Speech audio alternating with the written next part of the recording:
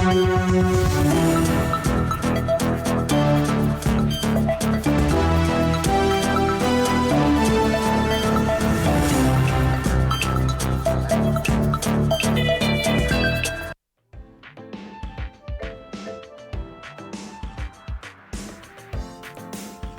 right, it is 281 days into the year, Fred. What's wrong?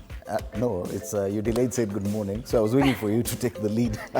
All right, good morning. Karibu sana to Morning Cafe, ladies and gentlemen. It is the 8th of October 2025. It's a holiday week once again, and holiday month.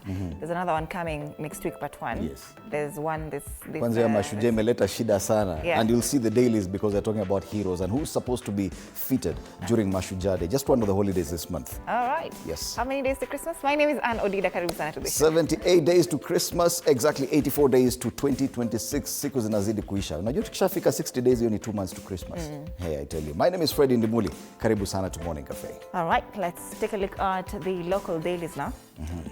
Daily Nation, SHA, more pay, less benefits. Matters health on the front pages today, and ni kama inataka kunifanyia kile kitu.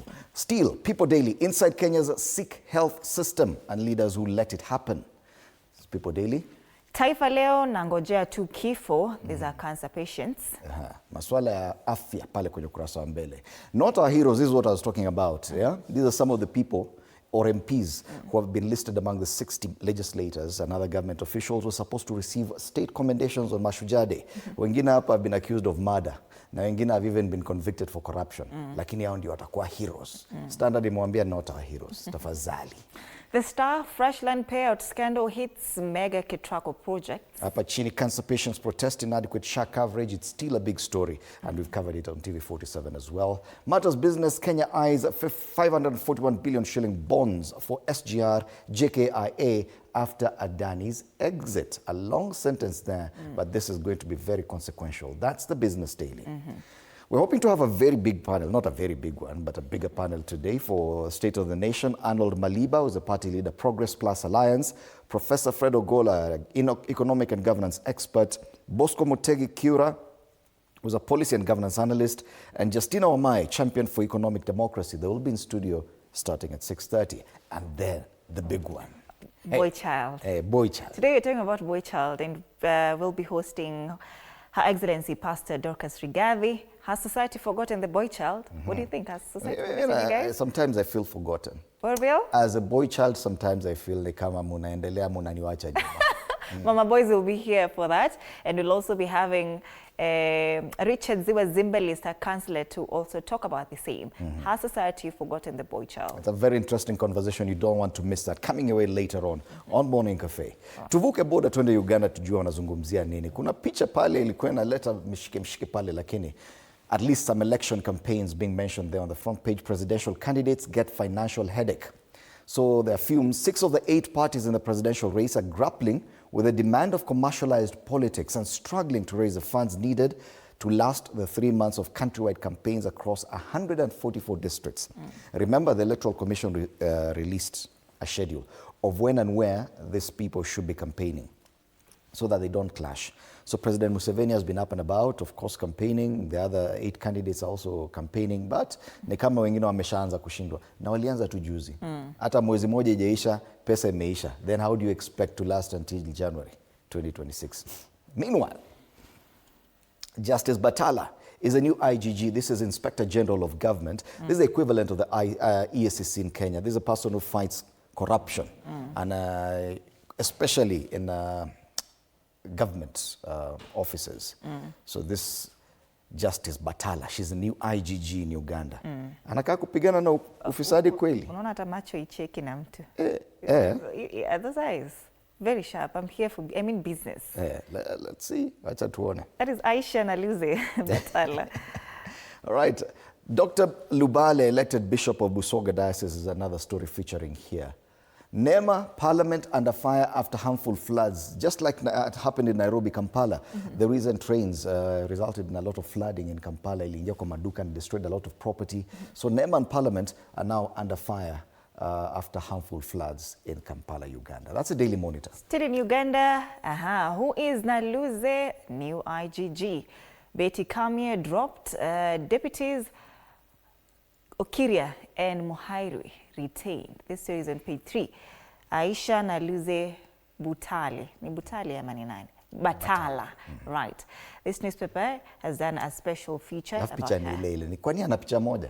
Unajua that they could only get this one picture, both papers, the same picture. Unakumbuka ile picha ya salamu between President Ruto and the Prime Minister? Tumika kila mahali ile hivi. Yes, that one. Now that's what they're doing here. Museveni pledges new district in Oyam, and this is the NRM presidential candidate. It's funny because Sayu on a campaign, now it's not even president, it's NRM presidential candidate. Even in Uganda, Samia Suluhu. In Tanzania. Presidential candidate. This kind in of Tanzania, promises, yes. this kind of promises, I used to hear them during President Moi's days.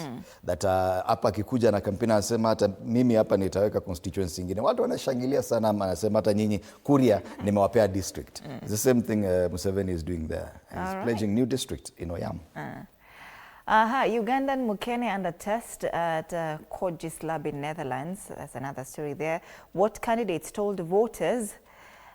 Campaign, there's Bobby Wine there, and of course other presidential candidates. Wenye wameishiwa na pesa. Office of the President to oversee hospital administrators. That's a new vision. Right, from Uganda we go straight to Tanzania tuone wanazungumzia mambo gani. Kuna siasa kweli zinazidi kunoga. Siku ngapi? Siku 21. Meaning that it's only 19 days left for official campaigns because they have to stop the campaigns 48 hours to election day, which is on the 29th of this month, meaning they only have about 19-20 days to campaign now.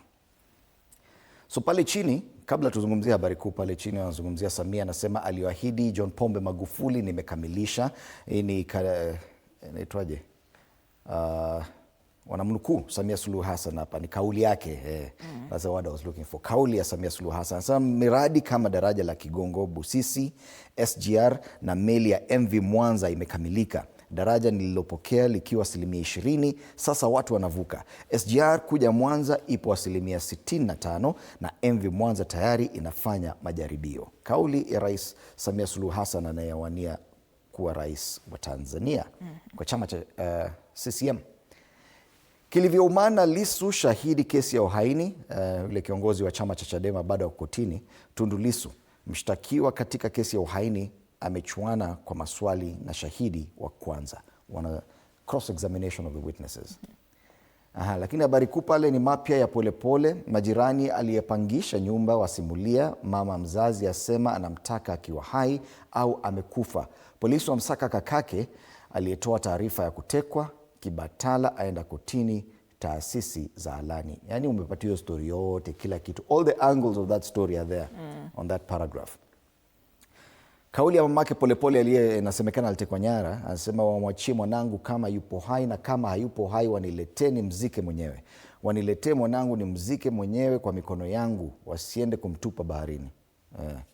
Alafu kuna picha aliyekuwa ambapo alikuwa alitekwa nyara pale, na nyumba aliyotekwa Polepole. Polepole ni mtu anasemekana alitekwa nyara.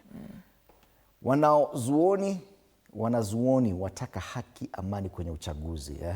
Masuala ya uchaguzi, siku 20 to election day. All right. That's Mwananchi. Still in Tanzania, the Citizen, why Kariakoo still rules despite stiff competition.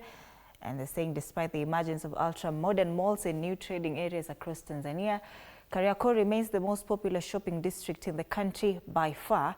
This story has been covered on page 8 and the Business Daily. So this is the equivalent of Kamukunji and Gikomba. Samia pledges 4 key reforms for Mwanza. First-time voters tutamimina tiki za kutosha kwa Daktari Samia.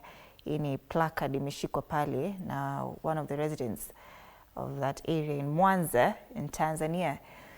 Law on anti-aging and regenerative treatments coming, according to the Tanzanian government. Shinyanga solar power project 78.5% complete. On the top strip, fresh details emerge in Polepole abduction and disappearance. That's the Citizen. Hakuna hata siasa. Ni tu hii. Siasa ni Samia Suluhu Hassan. Out of the 17 candidates, it's only Suluhu Hassan was given prominence, or actually given space on the front pages. At least in Uganda, they make mention hapa chini wanasema akina Bobi Wine wanafanya nini kwingine. Hata kama pesa zimeisha, at least wanasema walikuwa mahali fulani wakasema hivi. Ukifika Tanzania, kama wewe si Suluhu Hassan, pole. Unless uko kotini kama Tundu Lissu. All right, so those are the regional dailies, and we'll be back to take a look at the local ones shortly in depth. Let's take a look at hali ya anga. Tuone namna gani. Tuanze na Lamu at the coast. 25 degrees, actually feels warmer at 27. Partly cloudy, quite a lot of sunshine in Lamu as we get closer to the holiday season. Iko sawa. 29 degrees, the highs there in Lamu. Precipitation pale 1.1 millimeters, but this is comfortable for wale watu wanataka kwenda kuvaa vest na kaptura na watembee pale kwenye beach kule Lamu. From Lamu we go up north to Turkana. It's 27 degrees in Turkana this morning, feels like 28. It's a partly cloudy day here. Highs of 34 and precipitation. Hakuna kitu hapa. Hakuna, and by next week it will get even warmer by Sunday at 35. So kule hata next week kuna siku itafika 36. Turkana kama hujazoea usiende sai. It's way chiller compared to what's happening in Turkana. We're talking about Nyahururu. Clear skies with periodic clouds, but as we speak right now, it's 11 degrees. It will only get as high as 22 degrees, which is comfortable weather there. A bit of precipitation expected in Nyahururu, 0.7 millimeters, but yes, promises to get a bit warmer as we get into the weekend at 23. So today is a bit chilly in comparison. What about Kitale? This morning in Kitale, it's 13 degrees, feels like it. It's a partly cloudy day, highs of 24, and there's a little bit of precipitation here. 4.4 millimeters, EAC at a little bit. This is the highest in as far as precipitation is concerned that we've seen. And it will promises to get warmer, especially next week at 25 and 26. But for today, it's 24. Kisii, 15 degrees. They say rain expected this afternoon. Intermittent rain from 1:30 continuing past 5 p.m. It is a cloudy day in Kisii. Currently, it's about 15 degrees. It will get as hot as 24 degrees later in the afternoon. A lot of precipitation, 8.3 millimeters, which is higher than what we saw in Kitale. Is it Kitale or Nyahururu? Kitale. All right, finally, Nairobi, 16 degrees. Feels like it's a cloudy day in Nairobi. Highs of 24 degrees. Precipitation today 2.2 millimeters. Itanyesha kuanzia saa 7 mchana. Actually, unajua asubuhi there was a little bit showers. Some drizzle, yeah. Yeah, so from 1 p.m. into the night, yes. Itanyesha. In comparison to what we felt last weekend, Nairobi is going to be quite hot this coming weekend at highs of 26 degrees. Last weekend ilikuwa imedrop, ilikuwa 21 degrees on Saturday. So do expect that trend, a bit of warming up across the country. Let's come back to the city and take a look at the traffic situation at exactly what time. This is 13 minutes. 13 minutes past 6. Nothing out of the ordinary in all the major tributaries. I'm looking at Mombasa Road all the way from the airport into town. It's looking green. Wayaki Way 2 is looking green from that side. Ngong Road, just a bit of yellow here and there, especially at the lights, traffic lights. But Southern Bypass, Langata Road, Mbagathi Way are looking good. Tukiangazia the eastern side of the city, major roads there like Jogoo Road, kawaida pale Makadara na pale City Stadium roundabout getting a bit busy. Hapa ukiona red imekuja hapa Mudhurwa, just as you get into Haile Selassie Avenue, means that areas around Machakos bus station could get busier this morning. Yeah. Pangani interchange, it's building up slowly kama kawaida, and Thika Road is looking green all the way from Ruiru up to the Pangani interchange. Kiambu Road is looking good. So yes, very unproblematic traffic this Wednesday morning across major roads in the city. All right, 15 minutes past 6 a.m. Let's have the quote of the day.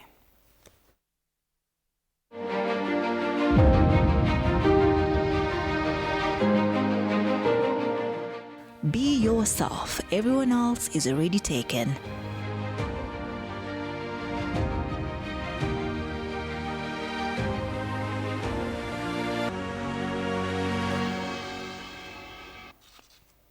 All right, let's come back and take a look at the local dailies now.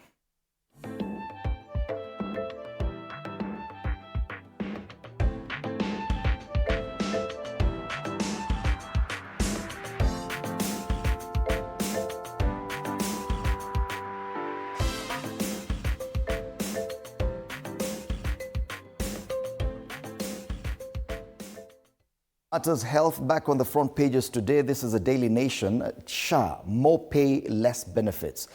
Authority says a review of medical benefits is due next year. Cancer patients, meanwhile, are suffering pain of inadequate cover. And yesterday they took to the streets to complain about this. 1 year after the launch of the Social Health Authority, which is funded by hefty statutory deductions on workers' incomes. If you're not feeling the pain, me, I feel the pain. Ukiangalia ile pesa inakatwa hiyo unasema, wow, this amount, if I took it to a private insurance company, I would get a much better cover. Yeah. So the expectation was that this would actually allow most Kenyans under SHA to access a lot of benefits, including cancer treatment. But the cancer patients now are demanding a better oncology package, saying the current scheme is insufficient. Many say they are now forced to pay out of pockets for life-saving care. Those unable to pay have had to abandon treatment after exhausting their cover. That is a big story there. SHA, 1 year after the rollout. Rollout ilikuwa October last year. Tukasema, oh, SHA. In fact, the question is always, is SHA working? SHA is not working. Is SHA working? Now, cancer patients have gone to the streets to complain about this. And so if you look at page 4, it's just experiences and personal experiences from cancer patients saying how they've been unable to, that previously they were accessing all these benefits from NHIF to the tune of about 600,000 shillings per individual under NHIF. But now it has gone down to 400,000 per household under SHA. So, kama ilikuwa 600,000 per individual under NHIF. That's definitely a big difference. So that's the main story there. Other quick highlights on the front page.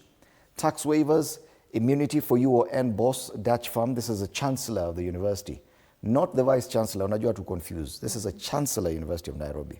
Wanasema a house committee has granted massive tax exemptions and immunity to a Dutch firm associated with the chancellor of the University of Nairobi, Professor Patrick Vakoyen. Nyota Global Center on Adaptation. That's a firm. Others, secret diaries on Shakahola horror, help prosecutors, inside overseas employment plan for jobless tutors, and Sifuna camp battles Gachagua project tag. Hawataki kuunganishwa na Gachagua, wamesema hiyo hawafurahi. All right. On the back page of this paper, Aubameyang and McKinstry eye glory in Kenya yet again. Yes, Aubameyang anakuja Kenya. Will be facing Gabon. In Gabon, star striker, and Gambia. I found Nairobi great hunting ground. So Jonathan McKinstry, the Gambia's national football team coach, must be finding the Irish Rovers at Dublin pub crawl song resonant with this and the Scorpion Stadium hoping in Kenya. So when are we facing them? I think ni kama hawajasema hapa. Lakini Aubameyang atakuja Kenya. Tuna expect Harambee Stars wakutana naye, but I saw Ben McCarthy akisema a lot of the players, including Olunga, have injuries and they will not take part in that game.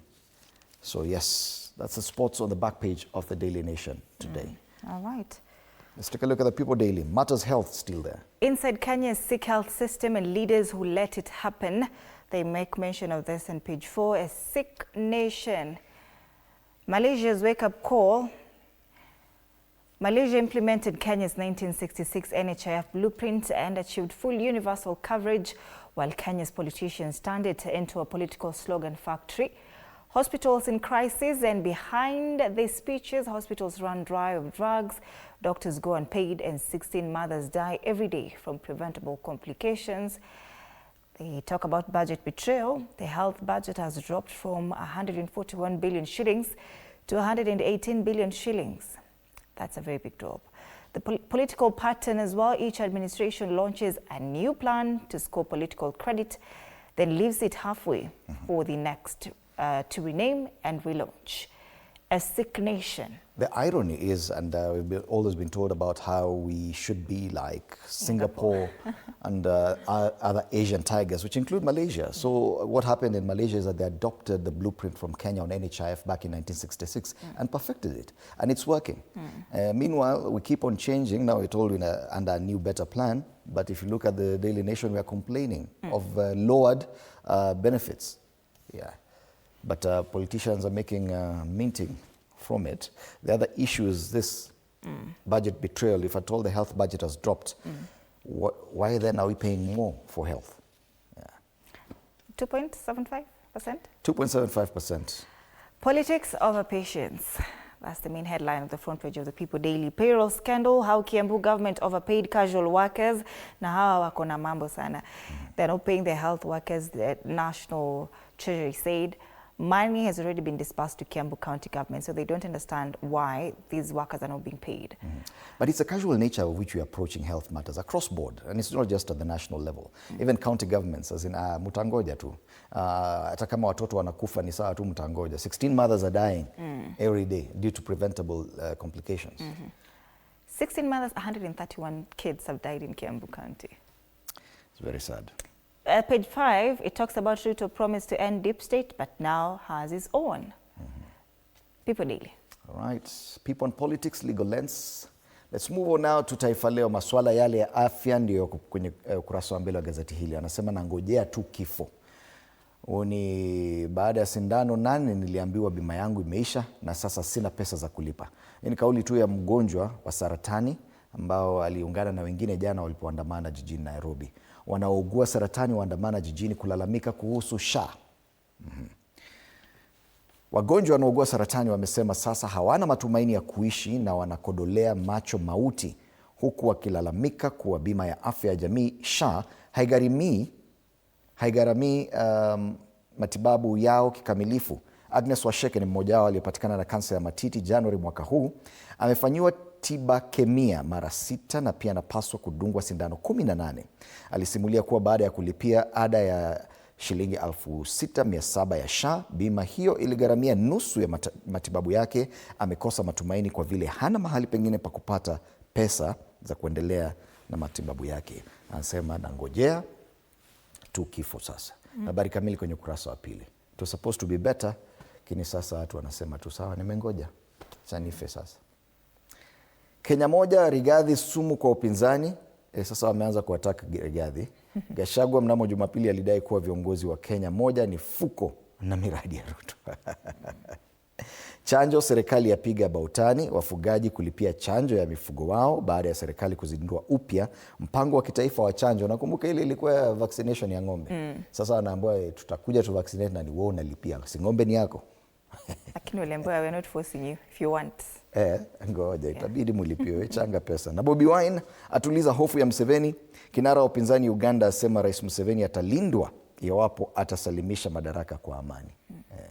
Pale juu rekodi za fichua matukio ya kutisha Shakahola. Mwanamume aliyetoweka Shakahola Moses Kahindi aliacha vitabu alikonakili kumbukumbu za matukio msituni humo na sasa vinatumiwa kama ushahidi kotini. Gazeti la Taifa Leo. All right. Tukisonga mbele, the Standard, not our heroes. Mashujaa. Kenya's national honors, once a badge of integrity and service, are now mired in controversy. A new shortlist of 60 nominees for state awards has triggered outrage after it emerged that several contenders, among them MPs and senators, once accused of corruption, hate speech, fraud, and even murder, are being considered for top decorations. Critics warn that the system meant to celebrate patriotism and heroism risks being reduced to a reward scheme for the politically connected. Yes. This is Didmas Baraza, Kimilili Member of Parliament, Tiati MP William Kamket, Fred Kapondi, Mount Algon MP, and John Waluke, Sirisia. The issue here, and I know people will argue that some of them may have gone to court and been cleared of their charges, but there's perception also. Are these the people we talk about and say these are our heroes? Yeah. Are they the best? Are they cream? Are they the cream of the crop? Cream de la cream. Hawa ndio wale tunasema this is the best we have, these are the ones. Hawa ndio mashujaa. Sawa, hata kama wamekuwa cleared na kotini, lakini je, swali ni, are these our heroes? Yes. And I'm not pointing at anyone in particular, but they say that senators, some of them have been accused of corruption, hate speech, na tunawajua, hata tusiposema jina, fraud, and even murder. Yes. Wakenya si ati wamefunga macho. They see all this, but those are our heroes. Wanapewa CBS chief burning spear. Hata si chief, inaitwa nini? Something of the burning spear. Lakini nominations. They so should. Kama utaki, watapita tu The story is on page 4. It's a very interesting story, and the list of those to be honored is populated by lawmakers, some who have had run-ins with the law. The scheme is supposed to recognize persons who exhibit exemplary qualities, actions of heroism, sacrifice, and bravery. Wanasema some of the proposed persons for the conferment of the national honors include MPs John Waluke, Fred Kapondi, Didmas Barasa, William Kempet, John Kiragu, and senators wako hapa ndani. Waluke, for instance, was involved in a protracted legal battle after he was found guilty of fraud and illegal acquisition of more than 300 billion shillings in 2020 and sentenced to 67 years in prison. Huyo ndo hero, mashujaa dini. Ndio aliappeal na akachujwa. Na ukisoma hiyo judgment hata usome uelewi what the judge was trying to say. But the list of 60 is actually there on page 11 of the Standard. This is for the second day, they're posting it there because they're asking for views or objections. If at all you feel like these are not the people who should be honored, then you can send your views to the Joint Secretariat Parliamentary Honors Advisory Committee via email to honors@parliament.go.ke so as to be received on or before Monday, 13th of October, which is next week at 5 p.m. Hand-delivered documents shall not be accepted. Usijaribu kuandika barua tuwapelekea hapo na mkono, hiyo itachomwa tu. Yeah. So yes, ukiangalia pale pengine tu si hao wenye nyuso zao ziko kwenye ukurasa wa mbele, majina mengine yako pale. Other headlines here: Medic strike, families mourn dead children and babies have borne the greatest brunt of the healthcare workers' strike in Kiambu County, now in its 134th day, with newborns dying daily. Kila siku mtoto anakufa pale, 2 children wanakufa, 106 deaths. The number of newborn estimated to have died across Kiambu County in the last 4 months when doctors in public hospitals have been on strike. How protocol blunder ruined COMESA meeting. This 24th COMESA summit is currently ongoing. It started yesterday at the KICC here in Nairobi. On the back page, Olunga chasing history, our stars play for pride, and Harambee Stars captain aims to be Kenya's record all-time top scorer. Kenya faces Burundi and Ivory Coast in their final 2026 World Cup qualifiers. All right, that's the Standard. All right. From the Standard, take a look at the Star.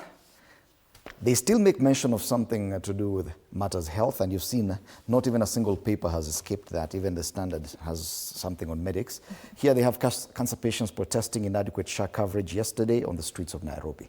But the big story here, fresh land payout scandal hits mega Ketraco projects, is a story on pages 4 and 5. And they say at least 4 billion shillings in compensation remains unpaid to landowners.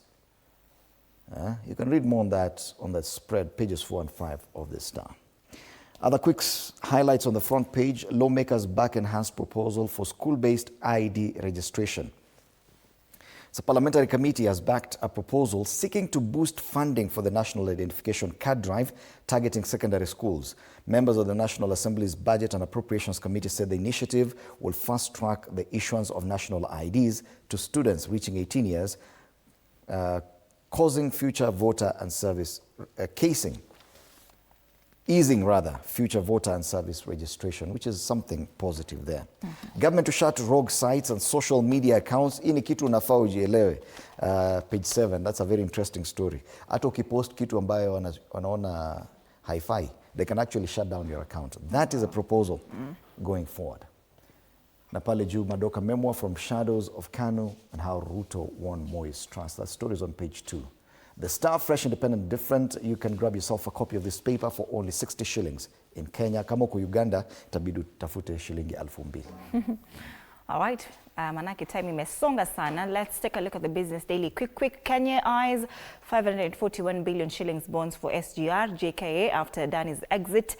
And the Treasury is eyeing that much bonds for expansion of SGR and of course JKA. Less than a year after it concealed a deal with India's Adani Group, a Treasury brief seen by this newspaper shows that it plans to raise around 387 billion shillings for the extension of the SGR line from Naivasha to Malaba and about 144 billion shillings for the expansion of the main airport through a securitized bond. This story is on page 2. You can Take a look at that. KCB Group fires 34 workers in fraud and negligence crackdown is another story there. Mitumba import surge defies Ruto's textile revival plan. Kenya Power dividend up by 43% as profit declines. CBK in 8th straight rate cut to boost uptake of loans. That's the Business Daily. All right. Once again, a reminder that we're going to be having these 4 individuals in studio as our panelists for State of the Nation: Arnold Maliba, Professor Fred Ogola, Bosco Motegi Kiura, and Justina Omai. Do stand by for that. Later on, we'll be hosting this lady. Her Excellency Pastor Dorcas Rigathi, very passionate about the boy child. Has society forgotten the boy child? That is the conversation we'll be having alongside our Councillor Richard Ziwa Zimbalist to talk about the same. All right. Before we take a look at your feedback, let's take a look at the cartoons quick fast. And the cartoon on the Star. Kuna ule LSK chairperson ameruka kutoka kwa hii boat, lakini ukiangalia boat si ile boat ya kawaida. Anasema she had taken a leap of faith. And they still continue playing with her name, Faith. Same story on there, on the cartoon on the Star. The same lady, saya amekatika hapo katikati na amebeba ile kibeti ya LSK na upande moja panel of experts. She was torn in between. Sasa anasema, I quit. This is Daily People Nation. Daily. People Daily. Nyota program, Gen Z's wako pale. They're saying in the Bible, the 3 wise men saw a star that led them to Bethlehem. In Kenya, Ruto saw a star that will lead him to State House in 2027. So maybe they're insinuating that this time is the Nyota program. Nyota is a star. That's a star you've seen. Oh, wow, That will lead interesting. State House to 2027. Na kujua wheelbarrow tena once again. Na Gen Z wanamshangilia sababu ameleta Nyota program. Nyota program. 50,000 shillings to about 100,000 Kenyans. Not so bad, but will it be consequential? Yeah. That's the issue. 100,000. 100,000 people. Hey, and this is customer service special week. Lakini hapa sasa wanaleta wanasiasa. Wanasiasa ndo wanasema we are celebrating the voter because hao ndio customer. Thank you for accepting our lies, fake promises, goon mobilization, handouts, hypocrisy, lack of spine, rudderless leadership, and divergent thought. Hey, hapa wamekasirika. Hii ni katuni ya Daily Nation. Sio mimi nimesema. Na wameka sura za as many politicians as possible. Kama huyo wenyu hayuko hapa, huyo akwangi nini? Akwangi mbaya. Hata Salasi amekuwa karikachadia. Kama you can't see your MP, you need to rethink your life. All right, that's a cartoon on the Daily Nation. So let's take a look at your feedback now. And we start off pale Facebook. Shadi Marvel anasema live from Thika Town. Wesley Koskei anasema kutoka Kibugeto Tinet pamoja. Emily Omolo anasema live from Nakuru. Kaptembo, you have others there? Kuna Nicholas Kie anasema in 100, what a rainy morning. Kunanyesha huko Nicholas Kie, kunanyesha huko kwao. All right. Tukienda pale X, can see some feedback here. Ken Aseka anasema society raising simps. I think that is in regards to the conversation we're going to have on boy child. Wewe koma kabisa, society hakuna watu wana raise simps. Au ndio wanaita men simps. Shida za boy child. Kuna mwingine hapa, I've seen that kama Aywa Babangida anasema very much forgotten. Msemo huu unatukumbusha kujipenda. That's this, I think the quote of the day. And yeah, keep interacting with us on our socials. TV47 Digital on X. My handle on X is at @Ann_Dida. The hashtag is Morning Cafe TV47. My handle on X is at Fred Indimuli. TV47 Kenya on Facebook and on YouTube. See you after the break.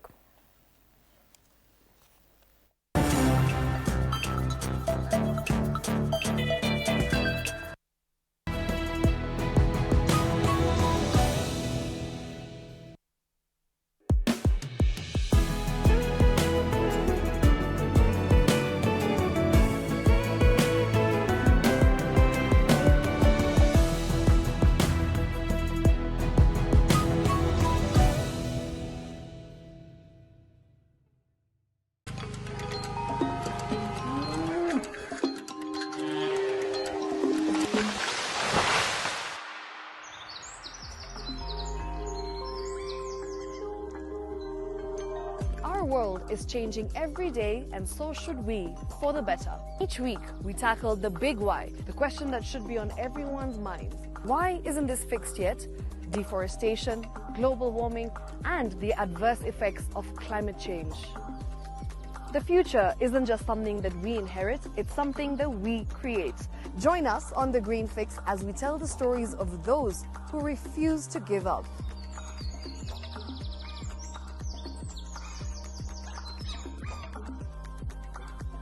When it comes to fixing the planet, there is no time to waste. Join me, Shiksha Arora, on Thursdays at 9 p.m. on The Green Fix as we look into the big why, you and I.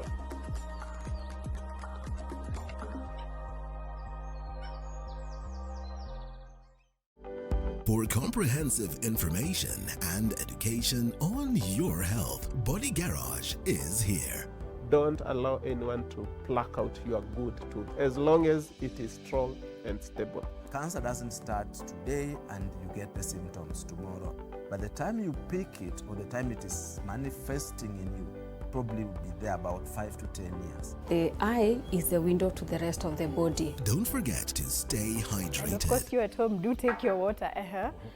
So the ultimate test is actually you check your urine. Your urine should be clear. Clear like the water. Yes. Should be able to see the other side of the urine. If your urine is colored or has changed color, you cannot see the other side, then you have not taken enough water.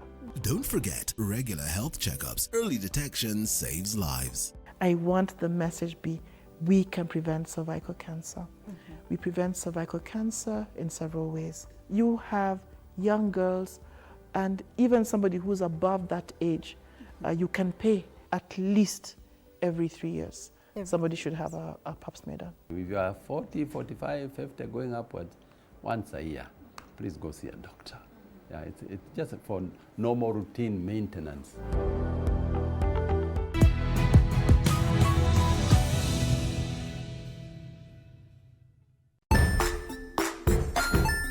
Hey there, friends. Welcome to Kids on the Block, where fun and imagination come alive. We dive into magical world filled with exciting adventures and awesome friends. What position were you in? I was number 2. What position were you? Number 1. He decided to cross the bridge by his house and look for food on the other side.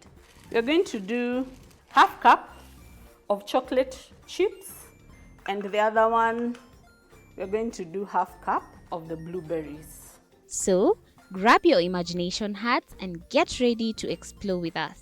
Join us every Saturday at 9 a.m. for new friends, amazing stories, and tons of laughter.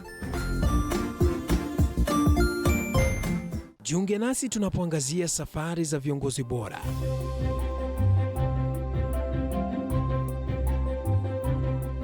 Kutoka kwa ushindi mkubwa hadi masomo magumu. Wakati wetu kwamba wasichana si wa kusoma, ni wa kuolewa, ng'ombe ipatikane, wazazi wakuwa watajiri. Tunashughulikia yote. I wish I were a better investor. My parents taught me how to look for things for myself. Tazama Mfahamu Kiongozi, ambapo kila kipindi kimejaa maarifa, mikakati na hadithi za kukuza azma yako. For me to succeed, I have to fight. Kila Alhamisi saa 1:30.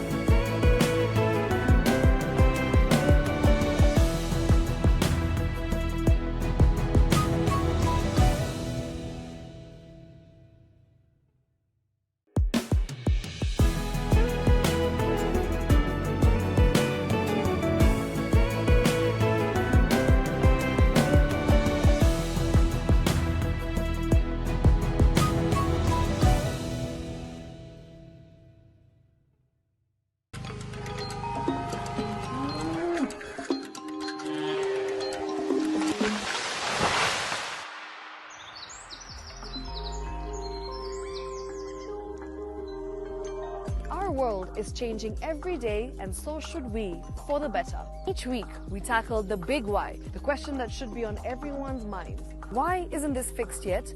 Deforestation, global warming, and the adverse effects of climate change.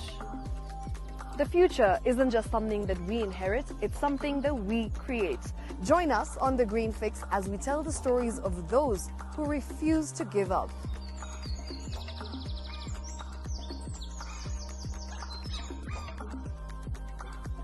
When it comes to fixing the planet, there is no time to waste. Join me, Shiksha Arora, on Thursdays at 9 p.m. on The Green Fix as we look into the big why, you and I.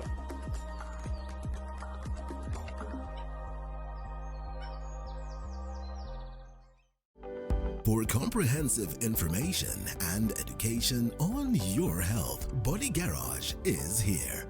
Don't allow anyone to pluck out your good tooth as long as it is strong and stable. Cancer doesn't start today and you get the symptoms tomorrow. By the time you pick it or the time it is...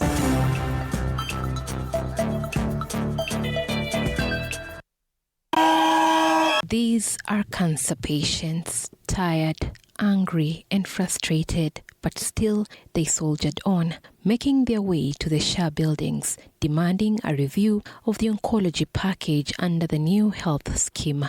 They say the benefits have been slashed from 600,000 per individual under the now defunct NHIF to 400,000 Kenya shillings per household, which they argue is not enough. Mimi nililipa, bwana yangu amelipa mpaka 2028. Kwa nini wametushukanisha alafu warudi kutuambia ni contribution ati inaitwa nini household? To the patients, the financial burden is too much to bear. For instance, for a patient diagnosed with triple positive breast cancer, the standard chemotherapy for 8 sessions costs a total of 168,000 Kenya shillings. Blood tests for the 8 cycles amount to 36,000 Kenya shillings, while a PET scan costs 53,400 Kenya shillings. Targeted therapy costs 608,400 Kenya shillings. On the other hand, Kadcyla costs a staggering 2.5 million Kenya shillings for 14 cycles. Hormonal therapy costs over 100,000 Kenya shillings in the first year of treatment alone. 30 sessions of radiotherapy costs 108,000 Kenya shillings in total. Surgery costs 120,000 Kenya shillings, while follow-up CT scans of the chest and pelvis cost 8,000 and 12,000 Kenya shillings respectively. Wenye wameajiriwa wanakatwa pesa mingi kuliko NHIF, lakini matibabu hatupati. Mbona? Kwa nini walalahoi wanaambiwa walipe SHA mwaka mzima ili hali wale walioajiriwa wanailipia kwa mwezi? The direct cost of comprehensive treatment for each patient exceeds 3 million Kenya shillings, which demonstrates that the current Social Health Authority oncology cover of 550,000 Kenya shillings is grossly insufficient, forcing some patients to abandon treatment, raise money through collections, or wait for the next financial year. Mtu ameandikiwa kama kimo 6, ameenda 2, pesa ya SHA imeisha. Akirudi anaambiwa aongeze pesa. Hizo sindano 18 nimedugwa 8. Wamesema SHA haiwezi fanya kazi. Sindano moja nikiwauliza wanasema ni 45,000. On its part, the Social Health Authority says the oncology package is under review by the Benefits Package Advisory Panel and that the coverage will soon be upgraded. This despite SHA not giving a clear timeline on when this will be actualized. Part of the thing yenye inaendelea kufanyika, kwanza hii request yenu already inashughulikiwa, isha presentiwa to that panel. Other challenges cited by the cancer patients include system failures, poor communication, and lack of transparency from SHA, service suspension by RUFA due to pending bills, policy changes in overseas treatments, and inflexible benefit design where SHA treats cancer as a single and uniform condition, yet treatment costs vary significantly by type and stage. Elizabeth Atino, TV47, Nairobi. Yes, indeed, the frustration continues to grow with our healthcare system, especially SHA. If we look at the dailies this morning, nangojea tu kifo ndo habari kuu kwenye ukurasa wa mbele wa Taifa Leo. The same story there on the front page of the Daily Nation talking about SHA, more pay, less benefits. Cancer patients protest inadequate SHA coverage, that's a Star. A mention of Matters Health there on the front page of the Standard. Medics strike, families mourn dead children. And the stories go on and on. People Daily on the front page, inside Kenya's sick health system and leaders who let it happen.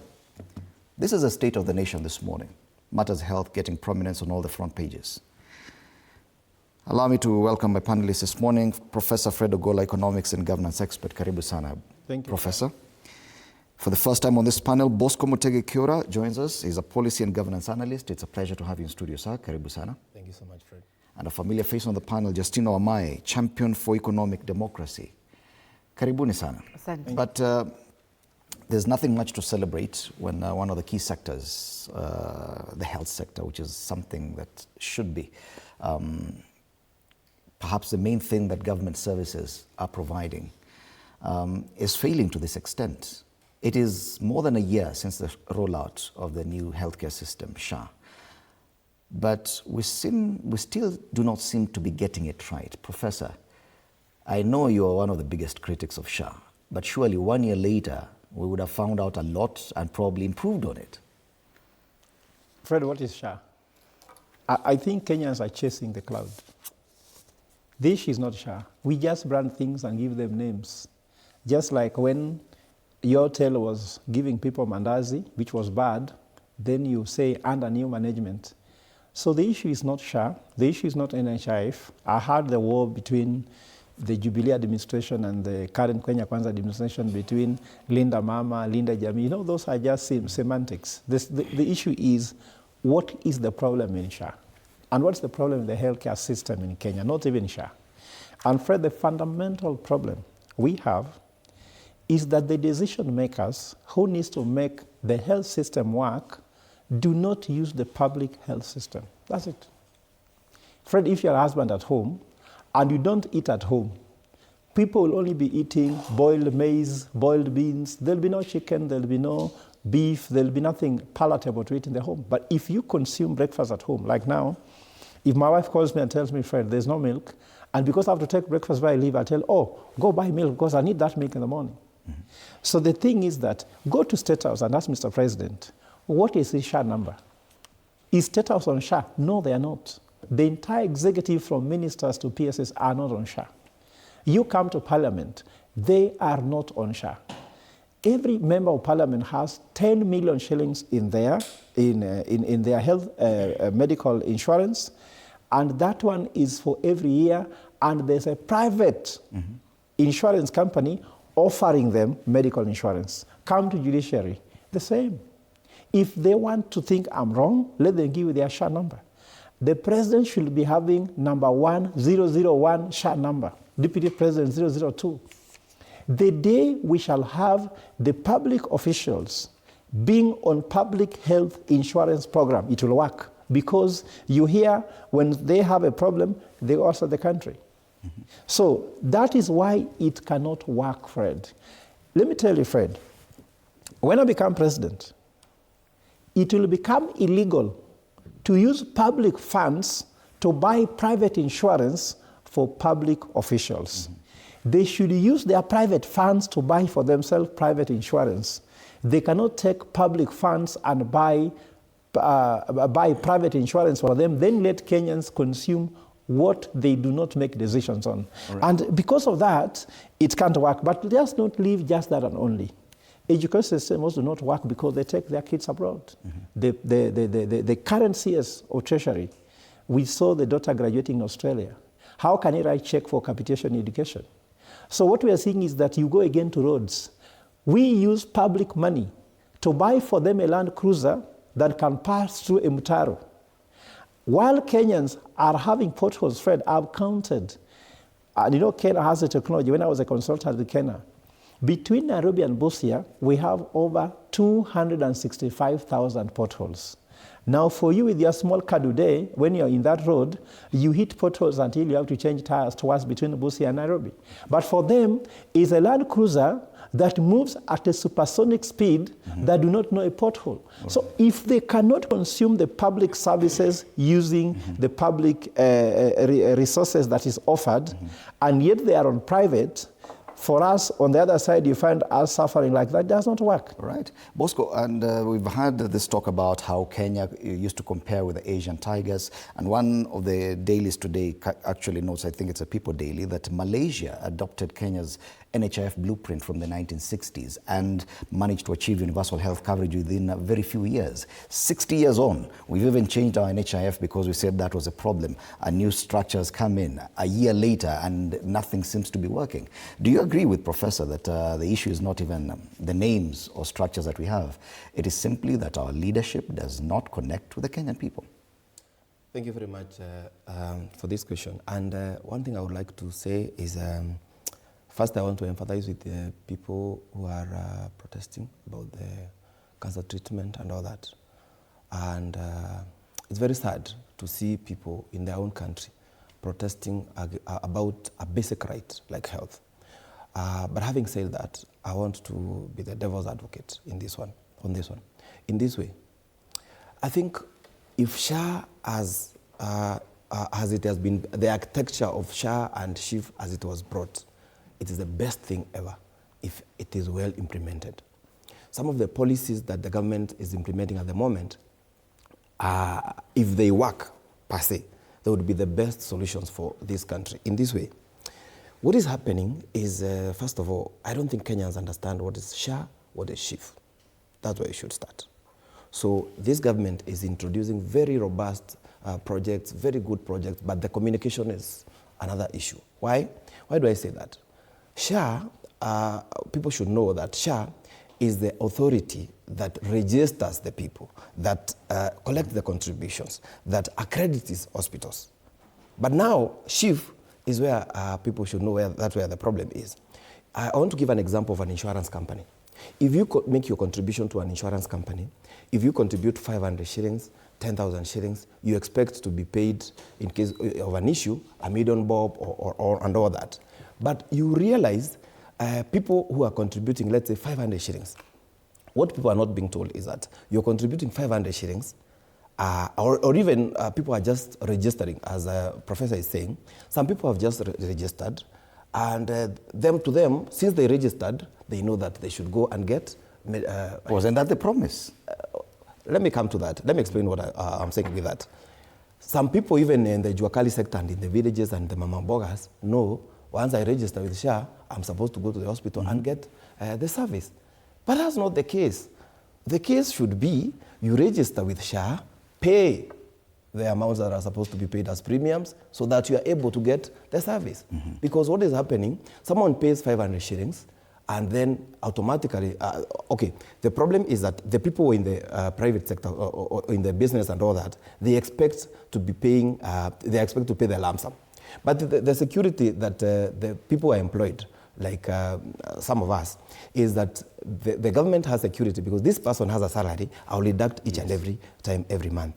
But now this person who registered and paid 500 shillings, some do not even continue with the other amounts and all that. But when they go to the hospital, they expect to get the service of, let's say they paid 500 shillings, they expect to be paid 500,000 shillings And Bosco, hence my question, because we even had the president saying that even those who are not able to pay, the government will pay the premiums for them and can just walk to a hospital and receive the treatment. But I'm giving a different example here. I'm saying someone who knows, or rather was given by SHA, they are supposed to pay 1,000 shillings or 500 shillings.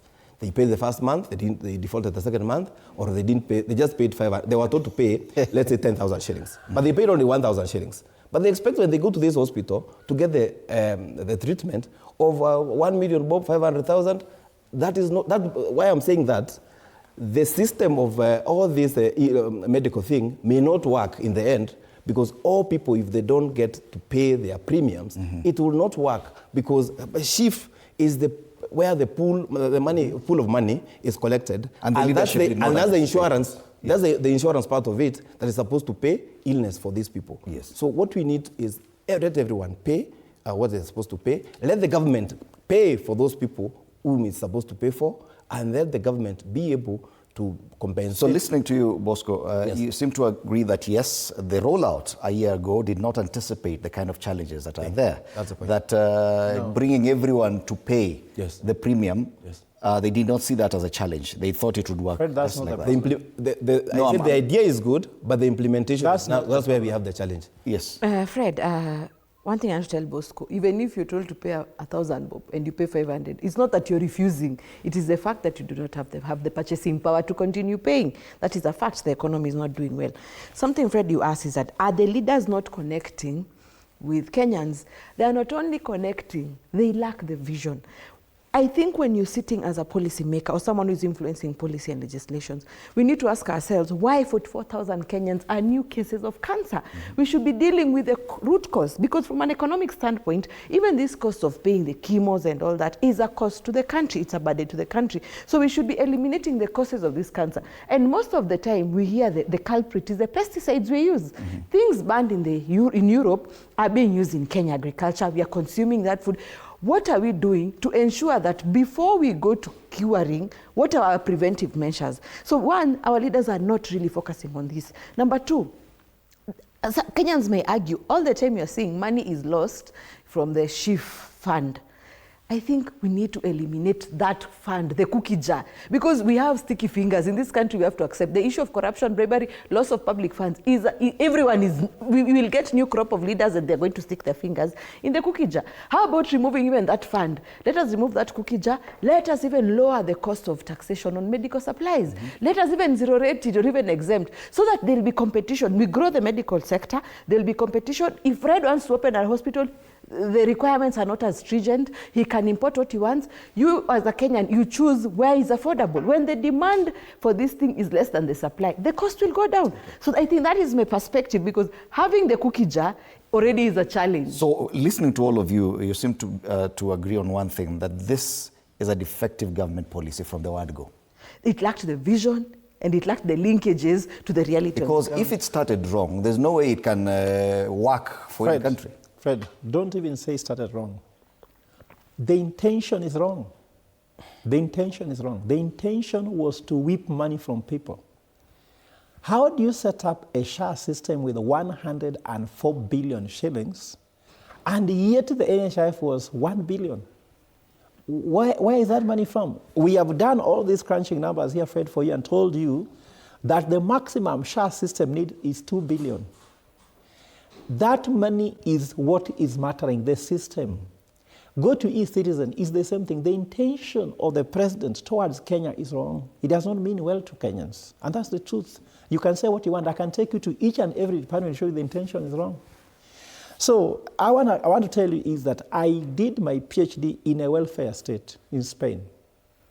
There is no SHA, there is no SHIF, there is nothing to register. You just need your ID, you are a citizen. Why do we need these things? Put medicine in a hospital, put doctors in hospital, ensure there's diagnostic machines there, offer free healthcare because you can afford it. Last Thursday, I took a petition to Parliament, Senate, and to ACC.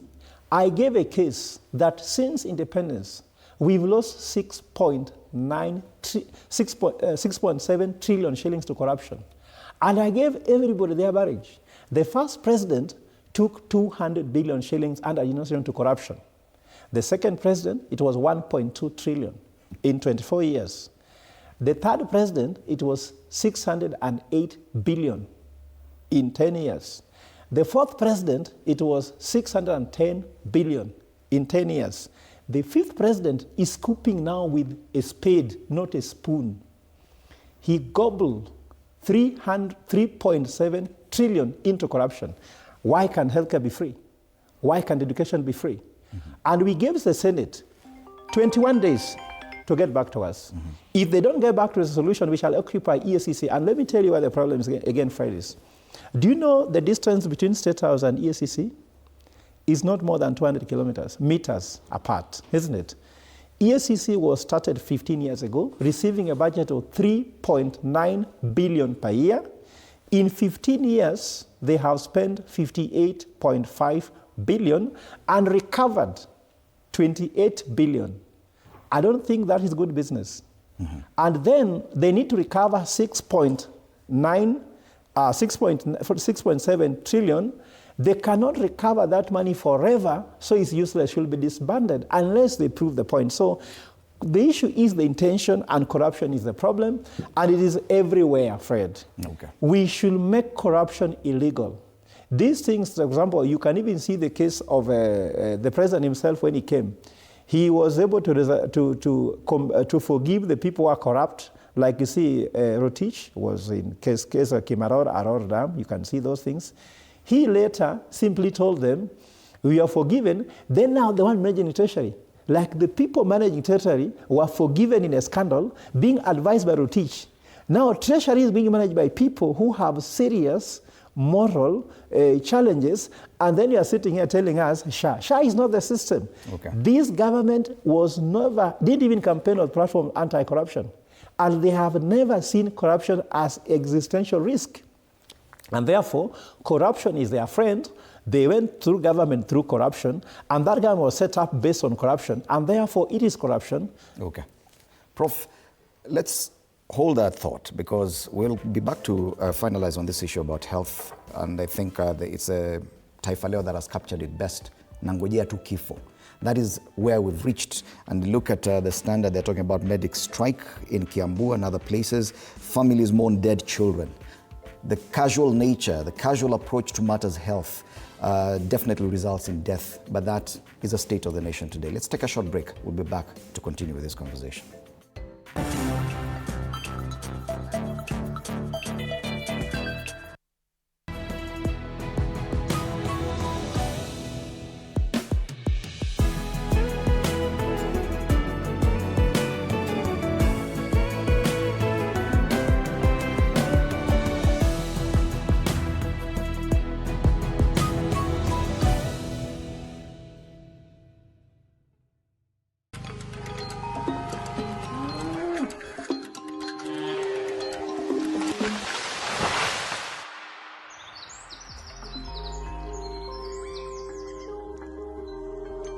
Our world is changing every day, and so should we, for the better. Each week, we tackle the big why, the question that should be on everyone's minds. Why isn't this fixed yet?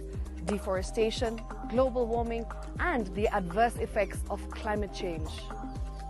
The future isn't just something that we inherit, it's something that we create. Join us on The Green Fix as we tell the stories of those who refuse to give up.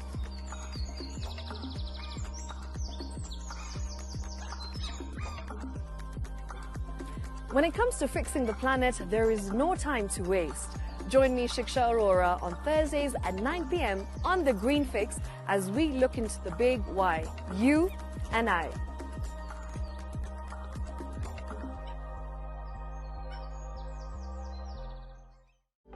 For comprehensive information and education on your health, Body Garage is here. Don't allow anyone to pluck out your good tooth, as long as it is strong and stable. Cancer doesn't start today and you get the symptoms tomorrow. By the time you pick it or the time it is manifesting in you, probably will be there about 5 to 10 years. The eye is the window to the rest of the body. Don't forget to stay hydrated. And of course, you at home do take your water. So the ultimate test is actually you check your urine.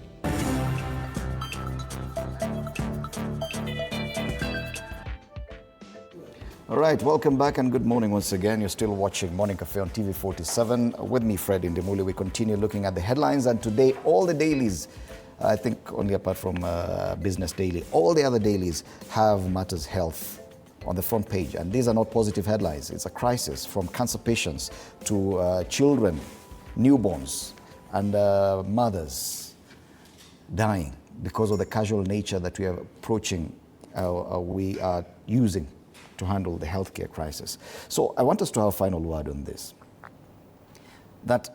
And you seem to agree that Professor says that this did not just start wrong, it is the intention that was completely off, that even expecting SHA to work going forward may not really work. Bosco. I may not agree with him, because I also don't buy the school of thought of the opposition that says when they come they will abolish SHA. You're telling us you will abolish 104 billion taxpayers' money? That is wrong. What we should do is to try and build to what we have to make it better. But let me say this.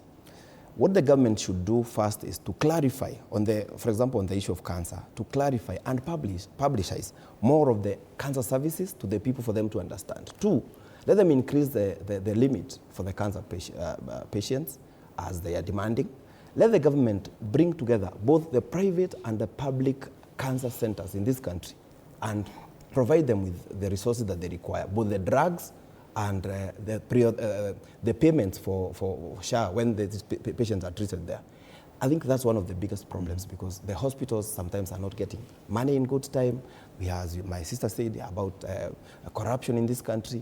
So we need to curb about these things and make sure if they want, if the government wants to see SHA working, let us sort some of these bottlenecks.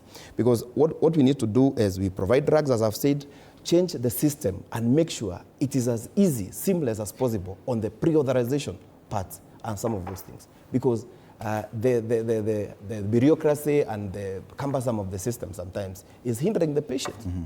So what I was saying is, what I was explaining earlier is that the intention could have been good, but the haste implementation of the system could be also what we are having as a challenge. A year later, you still feel they've not had enough time to fix some of the challenges? It should have been fixed by now. Yes. So when we talk about, for example, Linda Mama, we had the argument the other day about Linda Mama of the former regime of Uhuru, and what the SHA is proposing. What SHA is proposing right now is bigger and better, but the implementation is where we're having the challenge. All right. So more or less that's what I'm saying. What do you think is the solution going forward? The solution is that, one, the Kenyans must know that the only way government makes money is through taxes and debt. So the issue of Kenyans expecting free is not possible. But we're paying more now. Well, and that's what I'm saying, as the professor was arguing, that you need to put medicine in hospitals and free education. It goes back to your individual ideology. What do you think and what is driving this country?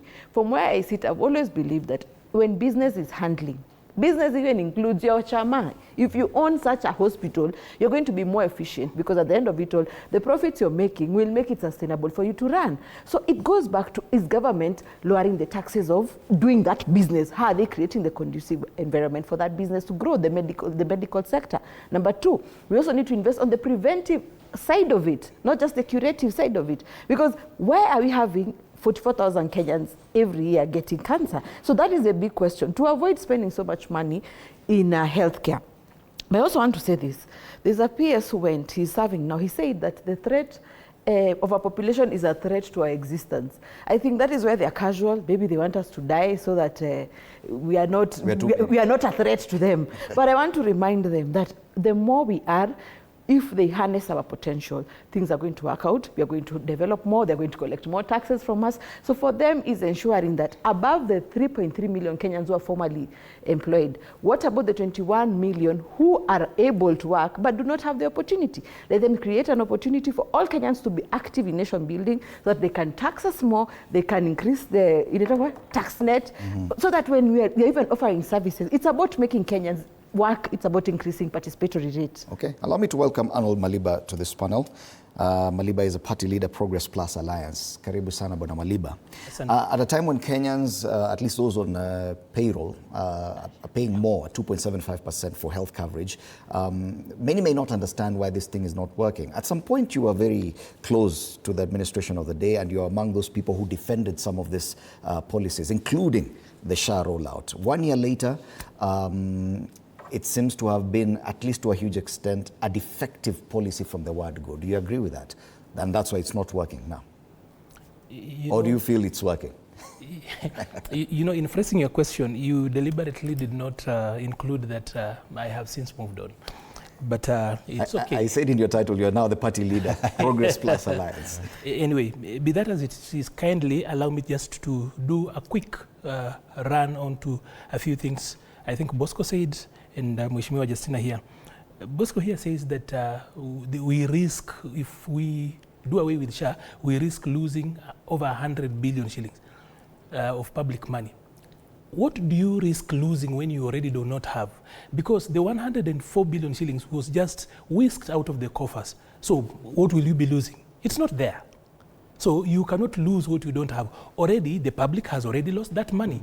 And the whole idea about this thing here was just to evacuate money from the public coffers, because you cannot see it.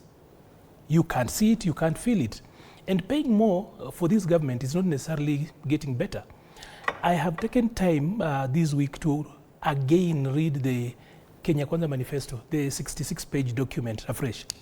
Then I realized one thing, that number one, it wasn't a manifesto. It was a wish list. Secondly, policy analysts and Kenyans must demand for better when people are putting out manifestos. Because I looked at the housing bit of it. It's clear. It speaks about 250,000 houses per year. What manifestos in other countries do is that somebody will actually have to make a proposal and also make a proposal of where they will do the resourcing from. So there's the promise of 250,000 houses, for example, but reading of the payslip is not there. It is silent. So consequence of that is that what these guys have done is that they show us one side. Every time people are doing manifestos, and we need to start asking, when you say you will do this, from where? No one has actually been doing that, and it appears literally in all manifestos that showed up in the last election. On SHA, again, Bosco says that the government should clarify. I don't know whether Bosco understands where we are. These are patients, cancer patients, who are already going through this process. But Bosco feels that what they need, those people do not understand. Bosco reasons like a typical Kenya Kwanza Mandarin. I was there, so I would know. Mm-hmm. You know, when you are talking about, people are telling you that... At some point you are really defending this. Yes, so I know that I'm telling you. I think Maliba has to be... So from where I see... Has to, first of all, have a Damascus experience. Because I already had that. He's talking like he didn't read the manifesto. He just read last week. He's realizing now it cannot work. I think it's good for people to be honest. From what they are saying here, they have not looked at that manifesto again. If you look at that manifesto, I looked at it, Maliba argued with you all the time, telling it cannot work. It has not worked. I told you. I read it more you only have a problem with this administration because they didn't give you a job. At least I have a different problem. I had a job, Maliba. So, as I said, they didn't give you a job. Please withdraw They that. didn't give you a job. No, Fred, I don't take that. They didn't give you a job. So I don't need having a job said from that, this administration. having said that, no, I'm saying you are the one who needed that job, he needed a job from them and they didn't give him. No, I didn't need a job. Having said that, no. Maliba, go on. Prof, you and Maliba, please be a professional. No, as in Prof, you are stopping me from talking. If you spoke and I kept quiet. Gentlemen, no, I cannot continue when he's what heckling. I'll give you an opportunity. He's heckling. Battle, yeah. So, be that as it is, quickly, I will have to say this, that Bosco said that what this government needs to do about SHA is to clarify. These are people who are suffering. They are going through the process. What clarification do they need? They need SHA to work. They don't need clarification. So, as in Bosco feels like these people who are going to hospital and it's not working for them, they don't understand. You know how bad that is. I think on that particular bit, Bosco, probably you've not woken up properly. These are people going to hospital, and this is a serious illness. Cancer is a serious illness. So if you're telling these people that what they need is for the government to actually clarify, you actually are laughing on people's lives, which is not fair. Could you take some time and kind of explain to the panel your Damascus moment when it came and your understanding, because you defended SHA at some point. Quickly, then Mheshimiwa here says that probably these people want us to die, so that then probably they do not have to do this. And I don't think that we can put this past this administration, because you saw the other day the Council for University Education saying that one of the ways they are thinking of solving graduate unemployment is to raise university cutoff points. As in, if you have lesser people going to university, then you have taken care of unemployment. As in, you have to be super stupid to actually think that way. You also have to be excellently stupid to actually think that education's output is jobs, and that you must not understand what really the basic definition of human capital is. Anyway, since I've been away from media for a while, probably I need to do a refresher for people that sometimes last year when we had the Gen Z demonstrations coming out and everything else, the administration, of course, asked some of us to go out and listen to young people. And myself plus TV47. Now you guys are looking at me like you don't know how this thing happened. We went across the country. We did 14 meetings across the country. In every meeting, we had at least 1,000 young people. And you realize, because it's aired and it's online, and I was actually the facilitator of those sessions. So we got feedback from young people on the ground, specifically coming out from the problems they had. And one of the problems that we actually faced is that you realize that in Rift Valley, for example, the strongholds, in central Kenya, we were not able to go entirely. Because every time we would want to go there, we were told that the ground was extremely, intelligence would tell us it was extremely hostile. When we went to Rift Valley, that is the place where we had the hardest moment. It's online, you can check. It was aired by TV47. So from the feedback of what we had from there, I had hoped that there would be change of policy and approach. Then I realized that even when we went out, the lessons learned, and at least TV47 is on trial here because we went with you out there. You were the people who actually were airing it out. Every Saturday we would go out and Kenyans would wait. So even the feedback that we got on the ground was not taken into policy. Secondly, if you remember the issues that young people raised last year, or rather generally that Kenyans raised last year, we've gone back to all of those things. So what happens? It means that, again, we are waiting for a new trigger. And I might actually just help refresh your mind that last year, the build-up towards June 25th started with Brian Chira's funeral. Kenyans went around there. Normally there is something around there, but normally something actually spices it up. Now, today, I am actually very afraid when I look at what happened in Meru the other day during the Kaluma's funeral, because normally, if you can actually see the curve last year, looking at how then the internet is behaving, our social media is behaving, see the spike in people remembering the scars they have and everything. So I've taken time because, like every Kenyan, I had read all the manifestos, and I thought that this administration really meant what they wanted to do. But then I realized that they are committed not to doing anything, because in the first place, even the manifesto really had nothing to do with Kenyans. Like, for example, let me just remind you, a lot of Kenyans are asking this administration to create jobs. But if you look at the manifesto, the 66-page document, there is no standalone issue on employment. The word youth, unemployment, employment, and jobs are used as policy buzzwords in that policy document. Yes. It's not deliberately out there, as in nothing about jobs. Clearly, get in there. They're actually just used as buzzwords to support other points. In fact, there is no standalone point on youth. Okay. And I think, Maliba, you have a lot to clarify to many people, including some of our viewers. No, the Prince Bernard Dos Santos says Maliba was among drafters of Kenya Kwanza manifesto. I don't know how true that is. So coming to national TV to lie is impunity. But now, yes, I want to give each one of you an opportunity because I know you said a lot of things and you need to respond. So let's start with Professor, then we'll come to you, Bosco. Okay. Professor. First of all, I don't think I need to explain to Maliba. The truth is that I didn't expect a job from Kenya Kwanza. Actually, I lost a job because of what I stood for. I still stand for it. Even if they invite me, I will not go. Fred, I've said here on set, even if I'm given a chance, I cannot serve because I don't believe in what they're doing.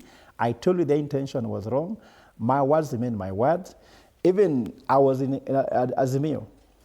I really went on TV to defend even Honorable Raila Odinga very strongly. When Maliba was actually neck to neck with me, in fact, is in I was actually fired because of a comment I made on TV47 when this television was still in Westlands. And actually you have that thing quoted in your own channel. You can get it there. So I cannot work with them. I don't believe in them. Okay. Actually, what made me now never to be in the same WhatsApp group with Raila Odinga is that he joined Kenya Kwanza administration. Dear to me is Raila Odinga. Dearer still is the truth and the nation Kenya. So whatever Maliba wants to say, I'm sure he's getting political scores. But let me just... I don't want us to spend too much time. We need to discuss something. Let me go to what I'm going to. I'm done with that. Let me tell you, the Kenya Kwanza administration came, the reason why they launched SHA, and they said it, was to remove the cartels that were in NHIF. And that's what they said is in the record. The president said it. Remember when the president had been declared president-elect, he went for a meeting in Meru, and he said that thing in Meru. That was before he was sworn in, but he was already declared elect. Supreme Court had passed it, so he's going to be sworn in for sure. And he said he is going to clear the cartels. Then it was just about replacing them. So I can tell you whether you want to say whatever you want to say. I go on record. I'm an economist. In God we trust. The rest bring data. And I've given even the date. The president did not mean it. Now let me just explain this a little bit. Very briefly, but because of time. He also went to remove Huduma number, replace the UPI. It was about just tendering and making money. So we need to stop that. And to just go to Justina's point, Let me tell you one thing, that the most important thing Kenyans want is a job, not SHA, not SHE, not what. Because with a job, you empower everybody. Fred, in every household during Christmas, interaction says, that my son is a doctor, that's a teacher, this is that and that, and a decent job for that matter. If you can create a job, everything else those taxes I talk about will be paid. We need to produce, but instead of producing and manufacturing medicine here, we are importing and having a consumption economy which cannot work. And I can tell you very well, for Kenya to be transformed, people must be put in job. But Kenya Kwanza manifesto came with killing jobs by overtaxing the economy, and we lost so many jobs instead of creating. Thank you, Prof. Let's give Bosco an opportunity. One second, I'll just say this. I don't know why Maliba has an excitement every time he sees me in a debate. He's a very good, fine guy, a good debater. I would count him a mentor, but he's now, I don't think he can become my mentor with the way he's going, because or because I'm not a party leader, I may form my own party. Maybe that time he can respect me. What I would say is he didn't hear all the things, the good things I said about SHA and what the government should do, because he came late.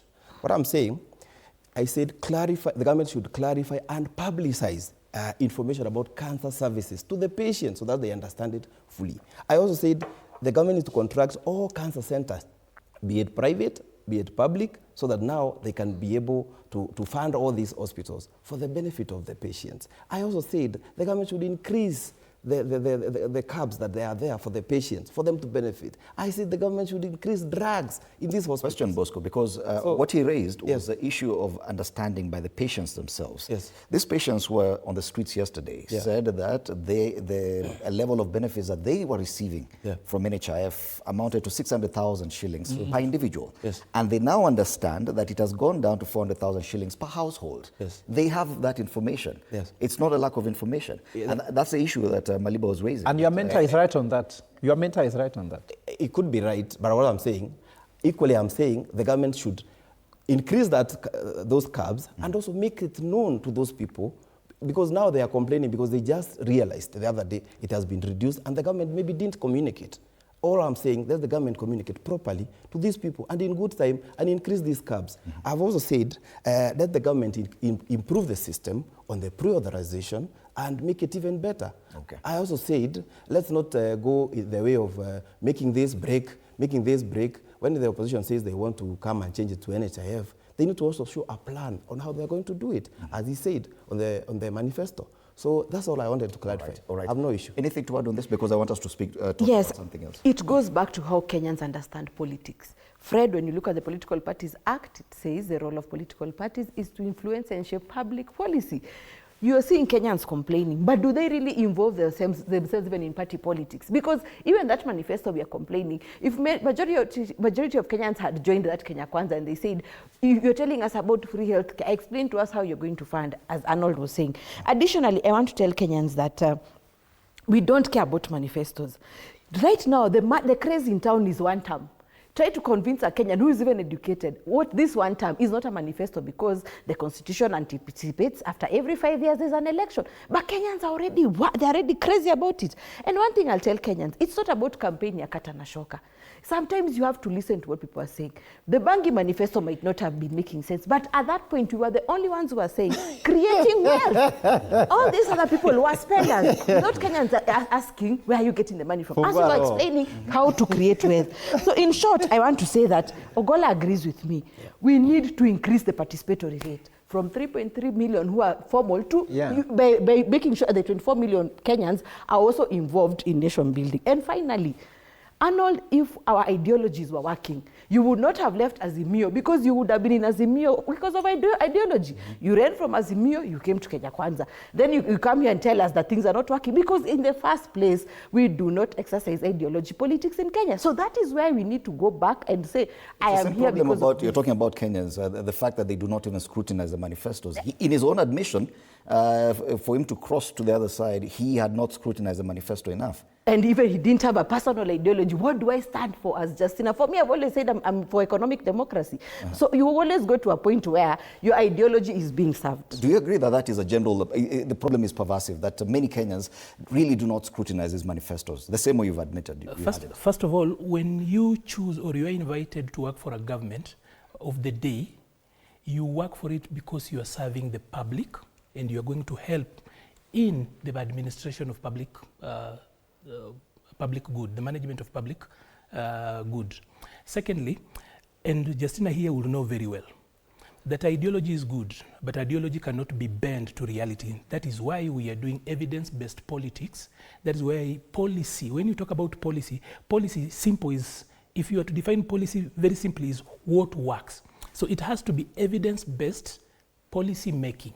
So ideologies are good and it's important. But then there has always been the debate between ideology versus policy. So there are places where you will say that I'm far left. And in this country, including Justina, all of us, except for the Communist Party, are center of the left. Look at the manifesto and the promises they make. I'm not talking about what they confess and what they call themselves. You look at their programming approach, and it is center of the left. Actually, most of the things, besides us differing on who is in power at the moment, look at the text of their argument and their thinking and the thrust. The strategic thrust is center of the left. So besides the Communist Party in this country, all of us are social democrats. If ideology was anything. The rest of what we say you here haven't seen the one for are semantics. Eccentric. Which? Eccentric. Akim Alliance is eccentric. Well, I'd love to look at that. But I'm saying Solomonic. for all Left, that I've right, looked at, Solomonic. the existing political movements in this country, including what they were actually, what she calls the Bangi manifesto. It was a good one. For a good creating one? wealth. Yes. Yeah, so at least what they addressed, ideologically they were not different. The Bangi thinking and the snake venom thing was not ideological. It was just creative, good banter. But if you look at what they wanted to do, was still center of the left. So ideologically, we are not removed from each other. A lot of times what differentiates us is actually, number one, ethnicity. And party. A lot of times, unfortunately, no. Parties, a lot of times, have actually been special purpose vehicles. Because after elections, then they are dumped. Like, for example, you do not expect the president to show up at the election with UDA and that wheelbarrow. He will not be received. So you expect a little bit of rebranding or a new vehicle coming up. That you expect. Okay. The same thing you would expect of only ODM in recent times has shown up with the fruit. We no longer now even believe in that fruit because as in now, does it even make sense to Gen Z? What is that fruit about? Okay. Yeah. Okay. Ladies and gentlemen, because I want us to examine something that's really connected to what we've been talking about, but before that, let me sample some of the views. John Otiende says, SHA is a scam, is not working. Okay, is SHA working? That's the question everyone is asking. I don't know if we'll ever get an answer. Jacob Mutana says, one term. I don't know what question are you answering. Ernest Shipale says, Kenyans don't want the KK government to give us fish. Let them give us opportunities to fish for ourselves. Kenyans are capable of much, but the government is striving to create a handouts culture and poor policies. Okay. Still linked to this health issue. And I'm glad that, Maliba, you mentioned the kind of activities that the young Kenyans were engaging in. And just for clarification, it was actually not a funeral. They were in Othaya to fundraise for one of their own, a TikToker whose father is ailing. Yes. Yes, Kaluma. But in all that, because of the sense of frustration with the healthcare services that this young man the challenges that the father was facing, they even talked about creating their own TikTok hospital. Yes? This is a show of frustration on the structures that are there. Do you see this going on, given the fact that this group of young Kenyans appear even a bit lethargic in as far as registering as voters is concerned, that the structures are not working, the political cycle is not working for them, whatever, even the constitution is not working for them, now they're going out to do it on their own. Do you see a risk in that, Prof? Yeah, first of all, I want to applaud the young people for having sent the right message at the right time in the right way. And this is a very powerful message. Yesterday I was in Nanyuki and I was being asked why is voter apathy, because as of last week they had only done around 4,000 and something. And I don't know why is young people not flocking to register to vote. The main thing is that if you look at it, young people have more interest to register to vote and even to vote because they are still the people who can enjoy the future. My grandmother, who is 98, cannot vote for education unless he's voting for education for the grandson. It is the young people whom, if they vote rightly, they can actually get the jobs by getting a government that can give them jobs, give them education, give them healthcare. Unfortunately, at our age, some of us have not started going to hospital. We are just going to the bar and we can watch football. But you see, at a certain age now comes when you really need healthcare. So the older people who do not need to really enjoy some of these social benefits do not really need to be engaged. And that's why young people are actually feeling that they are disadvantaged because the future is for them. And now there's something here, Fred, that must be antagonized. The only one reason why I've had, and even if you shout at against one term, that's up to you, is that Ruto will get a second term because he can rig the election. I've not seen any other thing that can make him get back. Because if you ask any normal candidate, can you remove this man? But why can't you remove him, really, if the vote is powerful? So I think IBC needs to come out and actually show that there will be independence. They have told us it is not the one who votes, it's the one who counts the vote that determines the winner. I've heard those quotes. I've seen people making them recklessly. First of all, Fred, is it believable? Not to me. May I believe that he will go home through the vote, but are the typical Kenyan there believing that the vote will determine the future? And I think the demographic we're focusing on right now is the same demographic that we are hoping to capture through this voter registration. Yeah, so let me just explain here. The younger Kenyans. So the other thing which remains very important thing is that they are feeling that the registration process is so cumbersome. Remember the Gen Z, they are actually they are a microwave generation. They are not even an oven. Oven is too slow. So cooking with charcoal is even worse. Yes. Forget about my traditional cooking with the 3 stones. They want this thing happen fast. Why don't we even digitize the process of registration? And I think you've come because you see, this is a digital generation that wants, now I'm hearing that IBC has made even more complex. The demand for quick wins, for urgent solutions to all these problems that they want.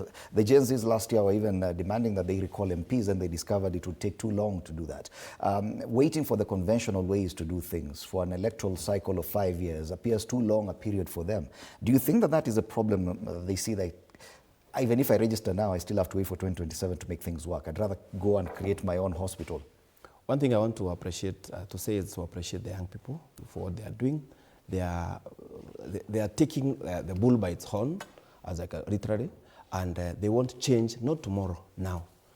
The youth and the young people are leveraging on technology to be heard, because that's the only way they know. Remember, these are the children we say were brought in by free education by Kibaki, and the only thing they know is education. So Uhuru also told us previously that it's a time bomb, and maybe the bomb is almost now ticking and is almost getting out. So I will say this. It's a challenge for the government and the leadership of the day. It's a good thing for the young people to do. Let them build that hospital. Maybe it's what will wake up the government on SHA and all these other things. So it's the right thing for the young people to do. Let us encourage them, but also let us also tell our young people this way, that the Kenya government, our country is run by the rule of law. So let them know they can only do what they are doing at that, on that line, but to some extent, they need to know you may not remove that leader today, as you have rightly said, because of constitution, the codes, and what they said about recalling the MPs. So the only thing they have and the hope they have is to register as voters. And wait for 2027. So they need to come out in large numbers and register. A challenge to the IEBC. Go reach out these people where they are. Go to their universities. Go to their colleges. Register them there. As Prof has said, try innovations and creativity ways of registering them digitally. That's what will help increase these numbers. Right. In 2022, the government, the IEBC, had similar targets of 6 million. They registered barely less than 3 million voters. So it could replicate the same. However, I want to say something about voter registration. Let us not get excited about voter registration. It has been there. It is a continuous voter registration.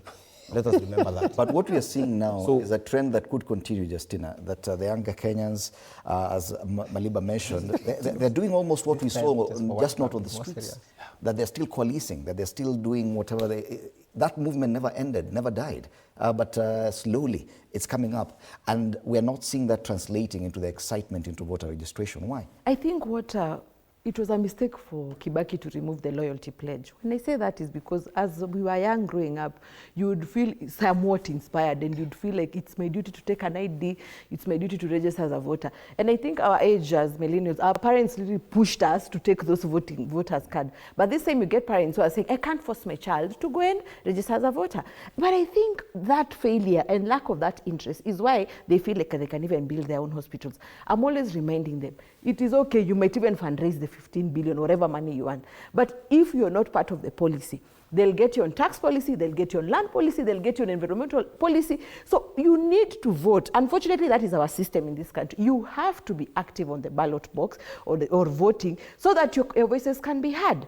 So I want to tell them that come 2028, whatever happens if they're not registering as voters, I want to beg them to go vote.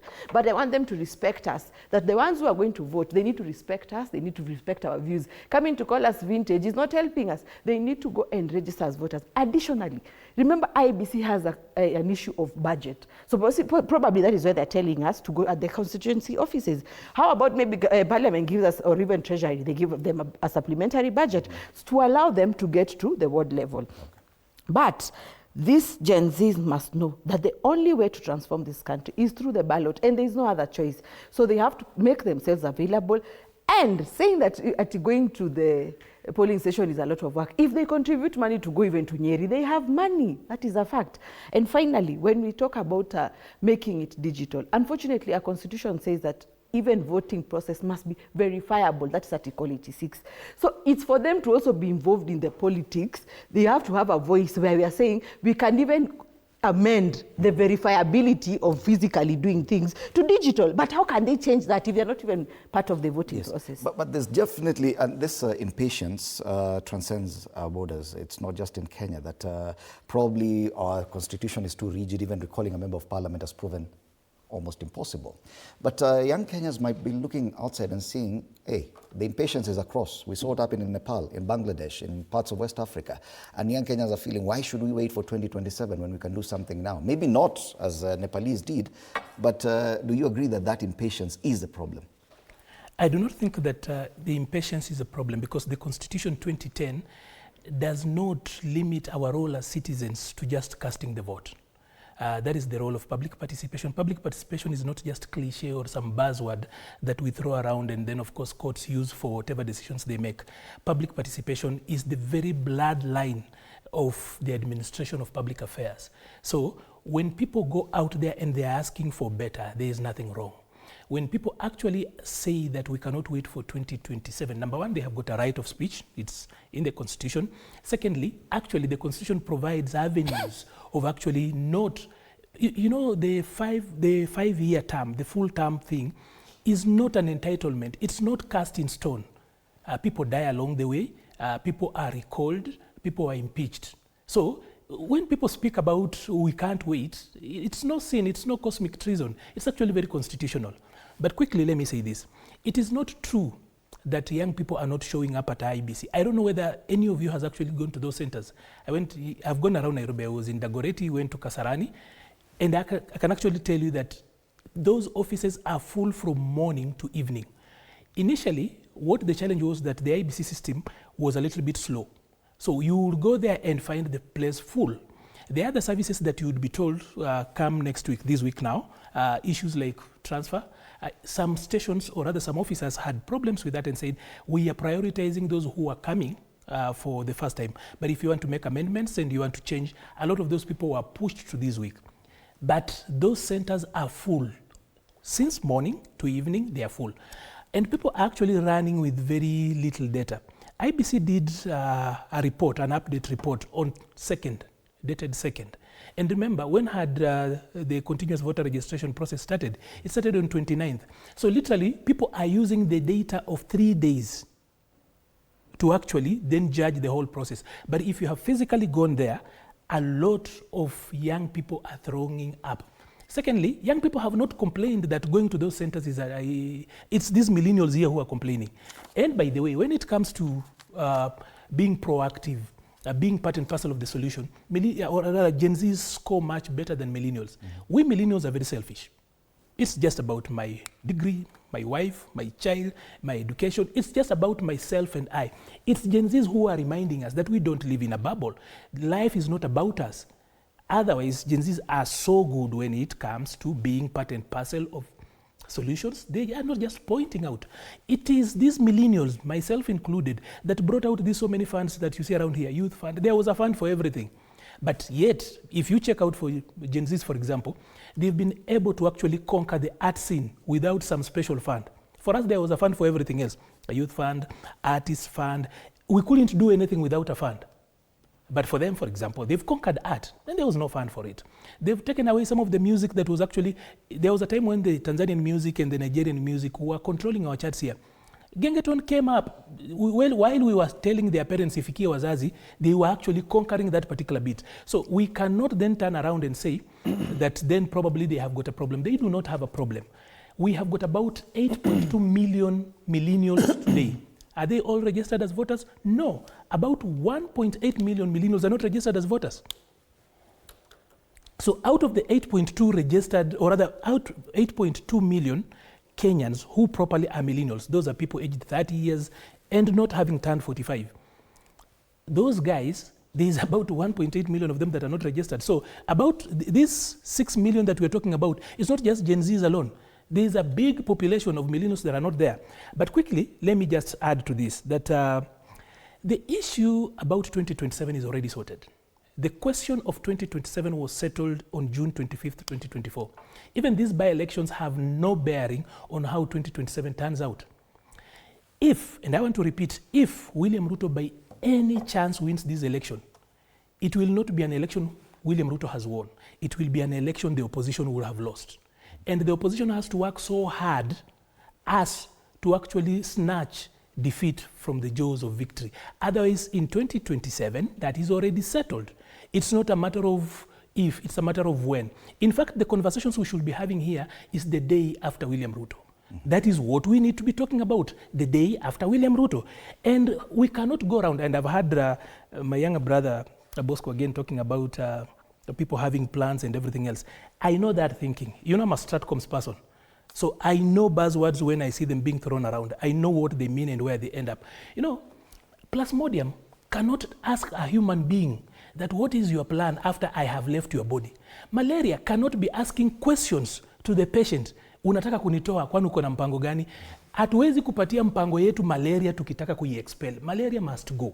What my people in Western will say, shindwe ama riswa. As in, it has to go. The devil cannot ask you questions when you are asking him to vacate. So the issue of anybody asking us what is the plan, the first plan is to do away with this administration. The second plan is to undo all the bad things they have done for these people. That is a sufficient plan. So the issues of where is the plan and everything else, they want to invite a debate that is not there. So as it is, 2027 is settled. Even these by-elections, you realize that they're not very emotive for the simple reason that 2027 is already settled. It's not a matter of when we are going to talk about it, or rather, if anything is actually going to influence that. Thank you for that. I would want us to spend a few minutes to talk about something else that the president is doing in as far as trying to attract the younger vote.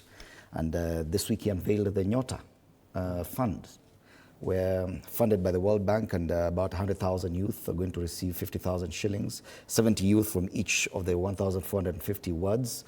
And this coming hot on the heels of the Hustler Fund, and we know how successful or otherwise that was.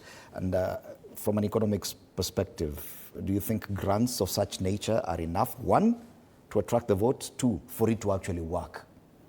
Yeah, Fred, allow me, because you're talking about the state of the nation. Because of time, I'll be very fast, Fred. Allow me just to acknowledge that even as we do this, because we belong to the revolution, I'm just trying to say, appeal to the nation that our brothers like Wakina Bob Njagi and the rest, we have not heard their whereabouts, and we cannot just say we are addressing the state of the nation. And I want to call upon anybody who has anything today, especially Musalia Mudavadi as the Minister for Foreign Affairs. Kenyan interest is at the heart of the nation. So there's nothing to talk about Uganda, the diplomatic relationship. If at all I was president, just arrest 10 Ugandans, put them inside until they release Bob Njagi and Oyo, because there's no need of joking with the Kenyan life. But anyway, let me go to your point. So when you look at this thing this way, Fred, don't look at it only as Nyota. Let's look at what are the other things that should be happening. Like we speak now, lecturers are on strike, isn't it? There's confusion education. Even some universities are asking me, should they go home or not? So even if they don't go to university, then you go home and give them Nyota. Or what benefit is that? You guys understand what I'm trying to say? Secondly, there's another problem that is also happening, something in counter. The president went to Vihiga and promised that he's going to sell Kenya Pipeline so that he can set sovereign wealth fund. These are all now people coming to start telling us that all of a sudden, like Quebec used to say, they have become very intelligent, isn't it? So Nyota is the intelligence that you're going to have. Yesterday, when I was in Nanyuki, I told people that Ruto is thinking he'll get his second term, and he has a basket of 1 billion lies that he wants to tell people so that he can get re-elected. But I want Kenyans to be vigilant, to see through the lies and make the liar bankrupt by demystifying every lie. Then the basket will start collapsing to the end. So to stay to the point as an economist, let me go here. On the Nyota program, that is not how we want. People want jobs. People don't want handouts. That Nyota thing should fall. It was actually there before. It was there in Kenya Kwanza. Maliba can tell it was there before. It is now people just trying to make Nyota mtaani. You know, those are just taglines. Yes. It will just go, if you cannot offer healthcare to people, why are you giving handouts? And allow me to finish and land with the issue of the Kenya pipeline on the issue of the sovereign wealth fund. In my economic theory, the Solomonic economics, and my economic ideology called Evolve, my vision was not that you sell public, because actually it's copied from there. Not that you sell the public entities so that you can create sovereign wealth fund. Mine was to nationalize national resources and minerals, and then secure a certain percentage from it, then create a sovereign wealth fund, not sale. And I want to talk about the wrong way with the sale. No, Fred, just allow me. I really want us to talk about this Nyota fund. 3 seconds. They want to sell Kenya Pipeline for 100 billion, isn't it?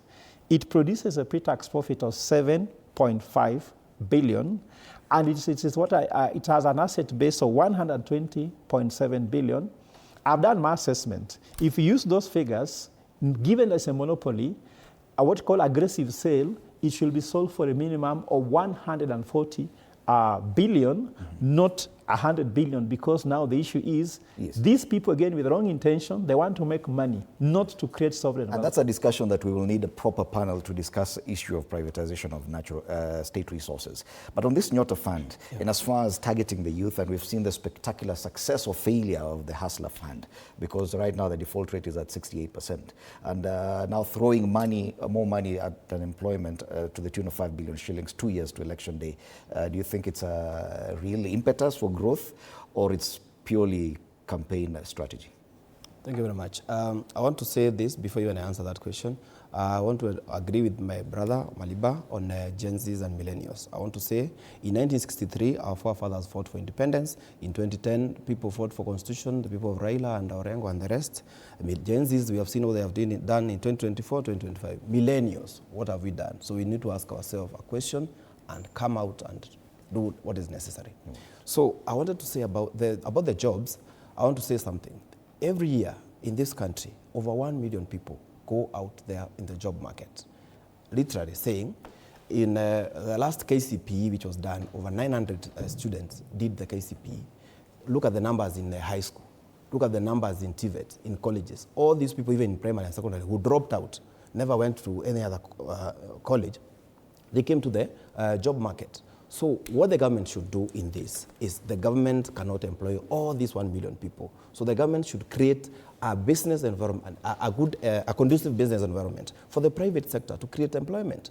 Let the government deal with the issues of tax, incentives, and all that, special economic zones, so that we encourage industrialization. That is what is going to create employment in this country.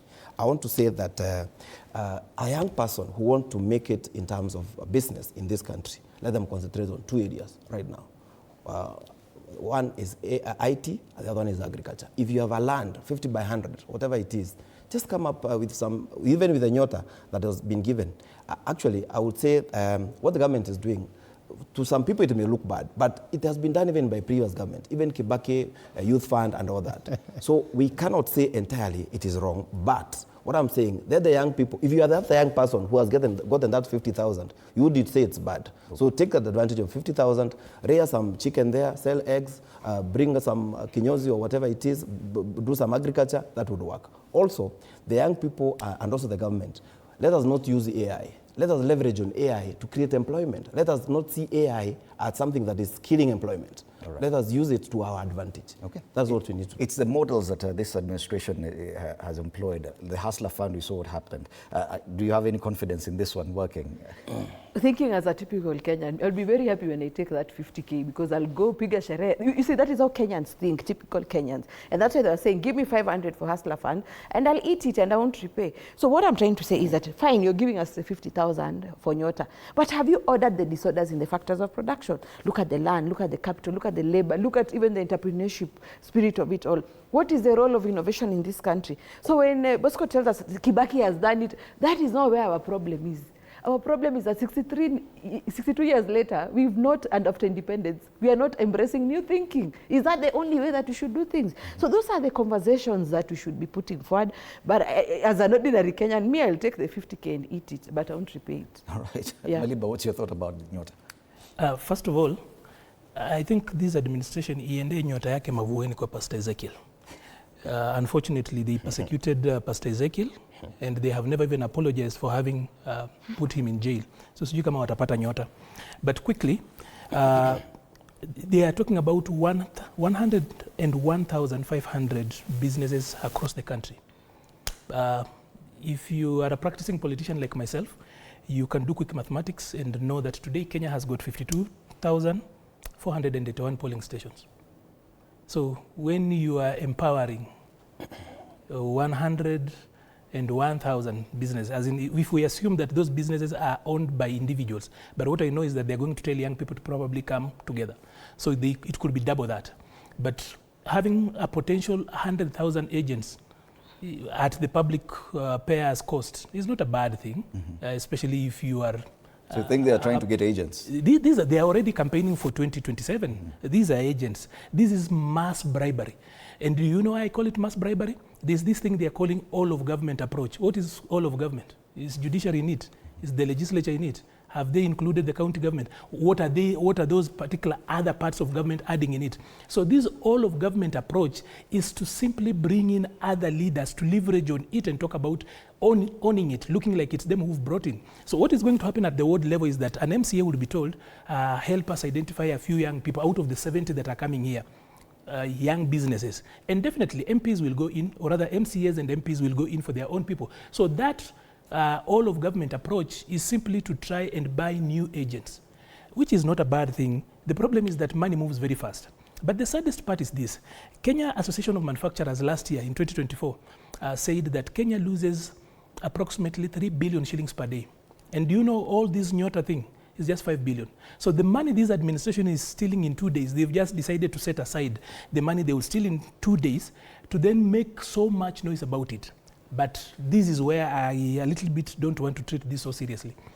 I think CS Oparanya had already launched this thing 2 weeks ago. The same things now, the president is actually making it. This is a whole PR exercise. When the CS, probably the CS was not colorful enough. Now the president has decided that he has to pick it himself and do it. Otherwise, whatever they are doing, go back to Oparanya's, CS Oparanya's account. He already had started this thing and he was going around doing it. So there's not so much to this. It's a huge PR exercise, knowing too well that Kenya loses 3 billion shillings per day, and now we are talking about 5 billion. It should be about 5.07 billion if you look at it. But then how much are we going to use to actually fly around, have PSS go around? And it's a razzmatazz about nothing so much.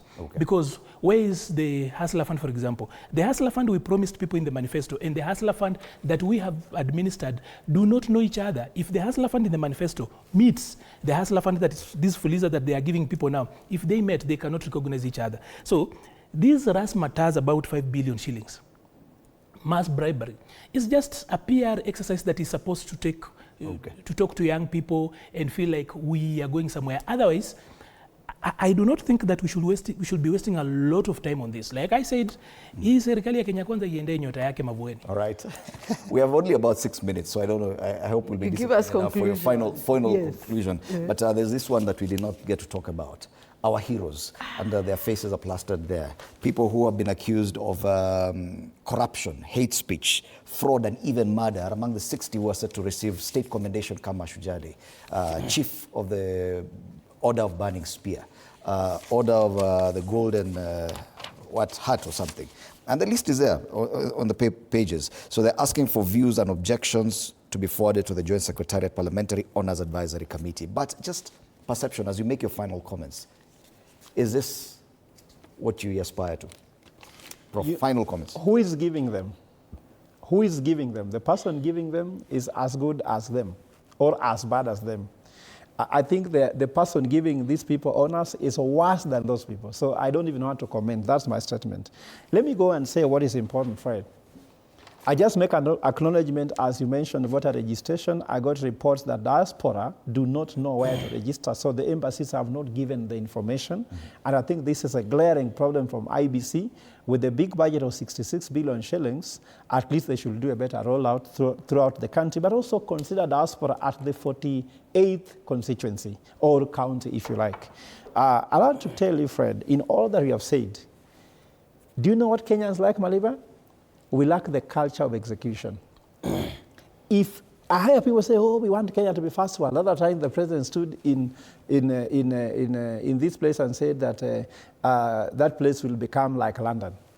The culture of execution, even if you give youths that money for Nyota, we have flickering electricity in Kenya. When you go to industrial area, everybody who is manufacturing has a generator, consuming fuel in terms of diesel or petrol. When I was in Spain, I never had generator making noise. We look like Nigeria, where Nigerians are loud because they have to compete with the sound of a generator in town, in the streets. We just want the culture of execution. SHA was not executed well. Hustler Fund was not executed well. Nyota will not be executed well. In fact, Maliba, I think this government will have it, that's why I say mass bribery.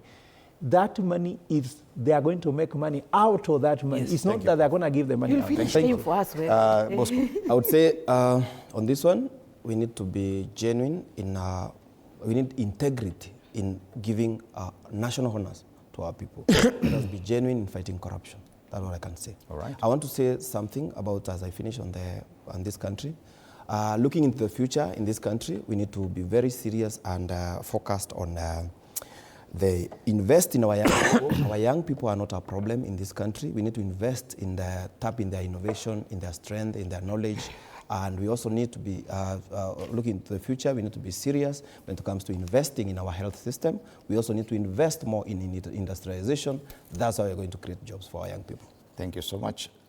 About these ones being not our heroes, I want to tell Kenyans the problem we face is that politics is the only sector in the economy working. So we end up seeing these ones. A while back, you used to see Gerald Mahinda, some people who are making impact in private sector. So if private sector is working, we'll have better quality. Let me conclude by saying this. The united opposition must realize it is not a must for them to stay together. It is not a marriage where they stay for the children.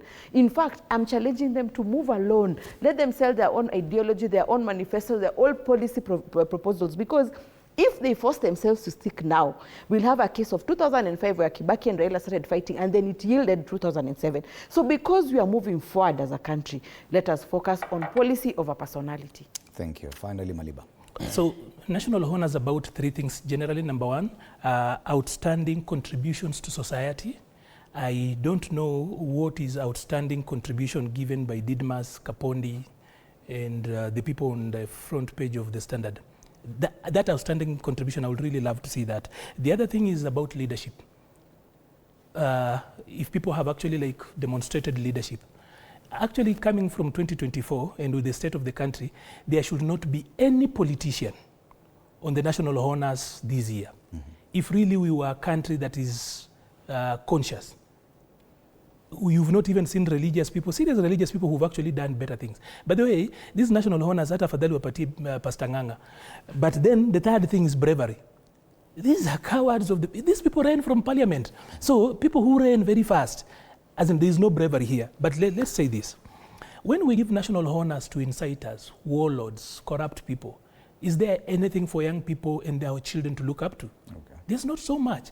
And then the worst thing is that even after we've done something, like some years back, I did a project in some county, and people approached me and told me, this thing looks so good, can you fill this form so that we award you? And I said, if you have seen the work, but then I have to fill the form myself to be awarded, it doesn't make sense. I will not fill any form to get an award. So this national honors management process and the way we administer this thing no longer serves its purpose. It's a place where politicians give themselves badges. Okay. Otherwise, it's not serving the constitution, it's not serving Kenyans. Because if you are to just look at those 3 things, outstanding contribution to society, leadership, and then bravery, those are not characteristics that you find in our leaders. Thank you so much. And we've asked this question on TV47 Kenya on Facebook, I think, this Facebook page. Yes.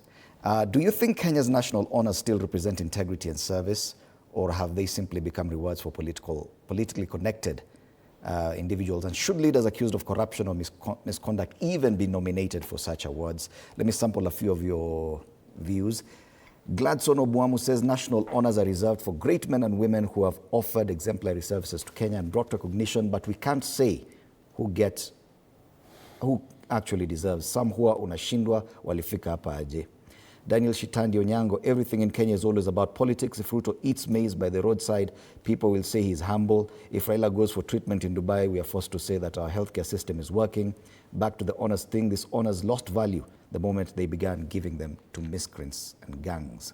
Indemuli. Willie Mutunga, they don't at all. Nowadays it has become a business of who do you know in the political space to get the honors. And Faith Wangwe says they don't. These days you must know someone. Ni kujuana. One more. Caprice Lightbringer says, service to whom? A question, integrity to whom? I believe these honors are given to persons that serve particular leaders and systems, not necessarily the nation. Otherwise, we would have more local heroes getting these awards. The conversation still continues online. Just one line. I want the people of Bungoma to also call themselves to a meeting. Out of the 4 faces here, that the Standard says not our heroes, Bungoma has contributed 3. So Bungoma has got a tyranny of not our heroes. Well, the conversation continues online on our social media pages, TV47 Kenya, on Facebook, Instagram, and on YouTube as well. It is TV47 Digital on X. Allow me to acknowledge my guests this morning, Professor Fred Ogola, economics and governance expert, Bosco Mutegi Kiora, policy and governance analyst, Justina Omai, who's a champion for economic democracy, and Arnold Maliba, party leader, Progress Plus Alliance, our panelists this morning. I don't know if we have time to go through this. Not our heroes, that's the Standard. SHA, more pay, less benefits. Fresh payout scandal hits mega Ketraco projects, but they also make mention of the cancer patients who were on the streets yesterday on the front page of the Star. And people daily talk about the general problem on the health sector. And finally, I think Taifa Leo, nangoja tu kifo. Ndizo habari tunazoshughulikia asubuhi ya leo. My name is Fred Indemuli. Good morning.